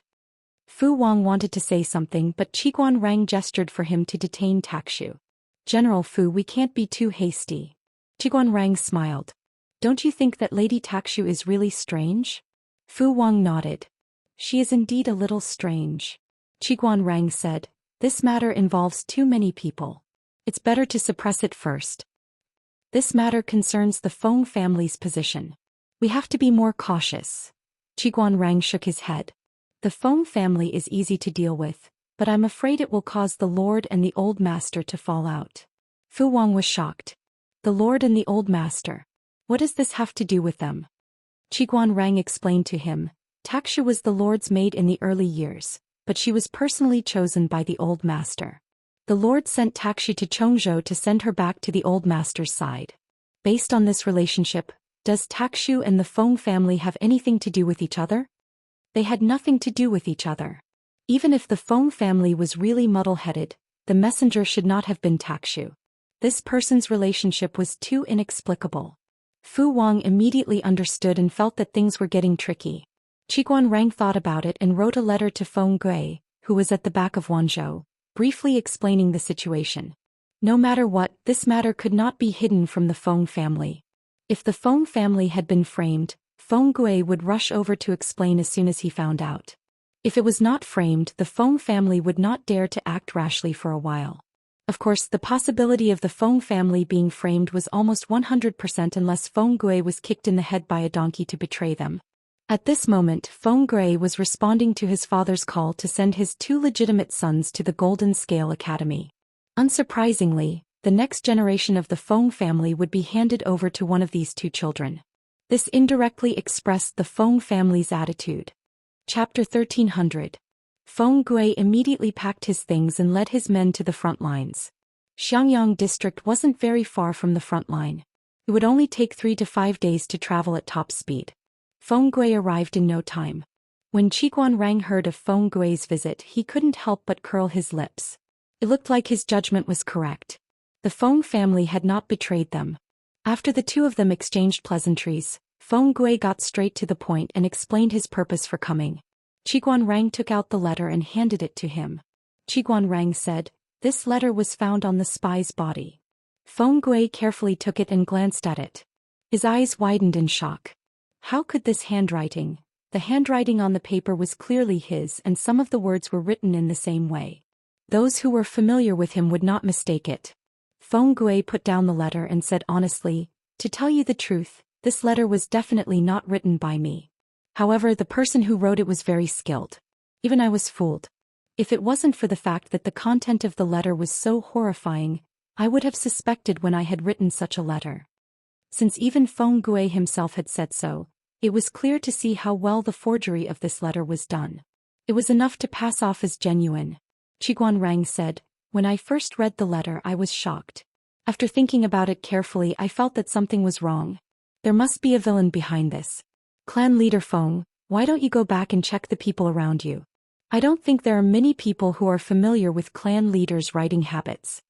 Feng Gui thanked Qiguanrang sincerely. His trust had saved the Feng family from an undeserved calamity. If this matter reached Jiang Pingji's ears, she did not know what kind of disaster it would cause.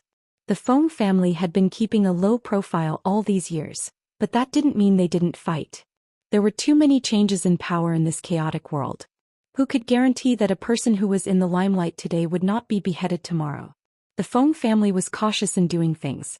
Even the sides they stood on were ambiguous. How could they openly communicate with Feng Zhu to decide their stand? At present, the Feng family thought more highly of Jiang Pingji and had high hopes for Feng Jin. As long as Feng Jin had a firm foothold with Jiang Pingji and didn't lose her trust, would the Feng family have to worry about not having opportunities to develop in the future?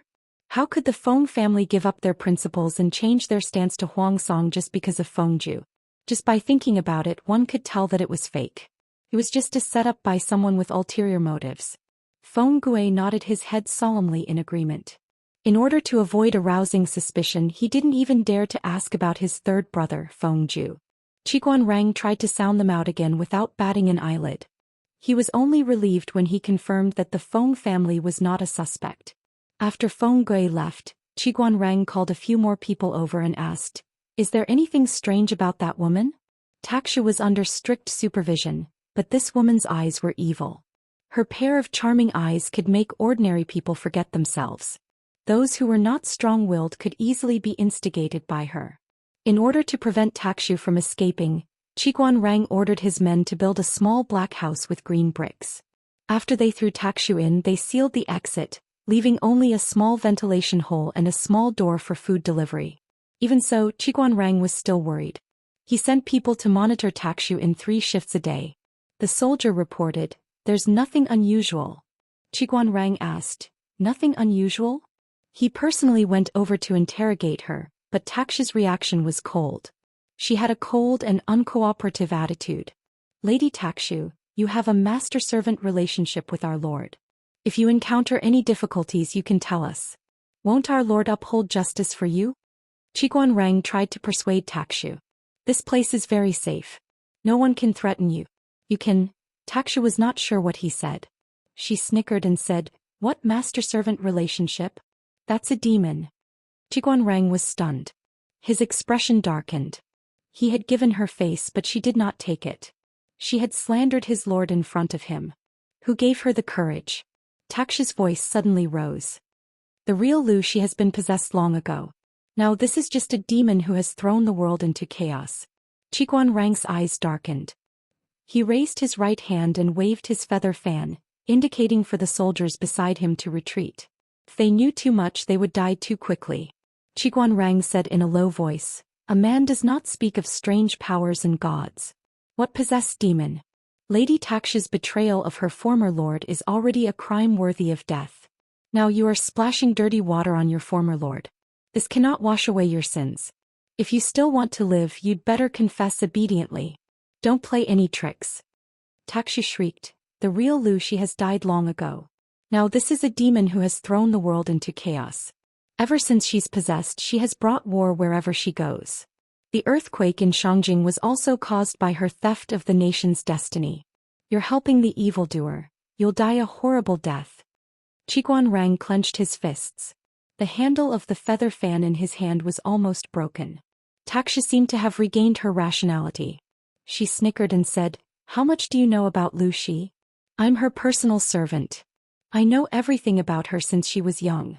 Lu Shi is introverted and docile. She doesn't even dare to kill a mosquito, let alone kill a person. The real Lu Shi has been mistakenly killed by bandits a long time ago. Now this demon is merely a dove occupying a magpie's nest and causing wars and massacres."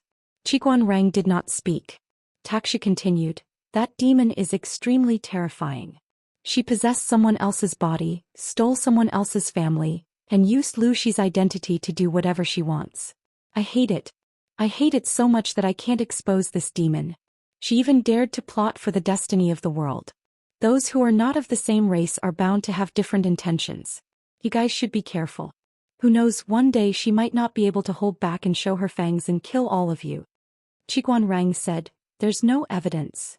Taksha smiled coquettishly and said casually, "If I remember correctly, Mr. Qiguan Rang is the son-in-law of teacher Wei Yuan. Haven't you heard him talk about what kind of person Lu Shi used to be? Wei Yuan was Lu Shi's teacher. What I said could be false. Could your father-in-law's words be fake? You've all been deceived by her. She's the demon who incited chaos in the world. Even though the saints did not speak of strange powers and gods, the ancients were still very superstitious. Otherwise, the emperor would not have used divine authority to fool the people. The 5 countries in the world had collapsed one after another and there were endless wars. If ordinary people heard Taxia's words, they might not believe it. Who was Qiguanrang? He was a man that the audience called Big Boss. How could he be brainwashed? It was ridiculous to blame the war and chaos on a demon. So what if Lu Shi was not the current lord? From the beginning to the end, the only person he regarded as a close friend was the current lord. You're more like a demon, aren't you? Qiguanrang said in a low voice. It's a pity that your ability to bewitch people's hearts is not good enough. Since you blamed the war and chaos on one person, that's the biggest flaw. If you have the time, learn well. Don't come out and show off your half-baked skills. Taxia was extremely embarrassed by Qiguanrang's mockery. She's really a demon who possessed someone else's body. Taxia said, Old Master knows that too. That's why he's been so distant from her all these years.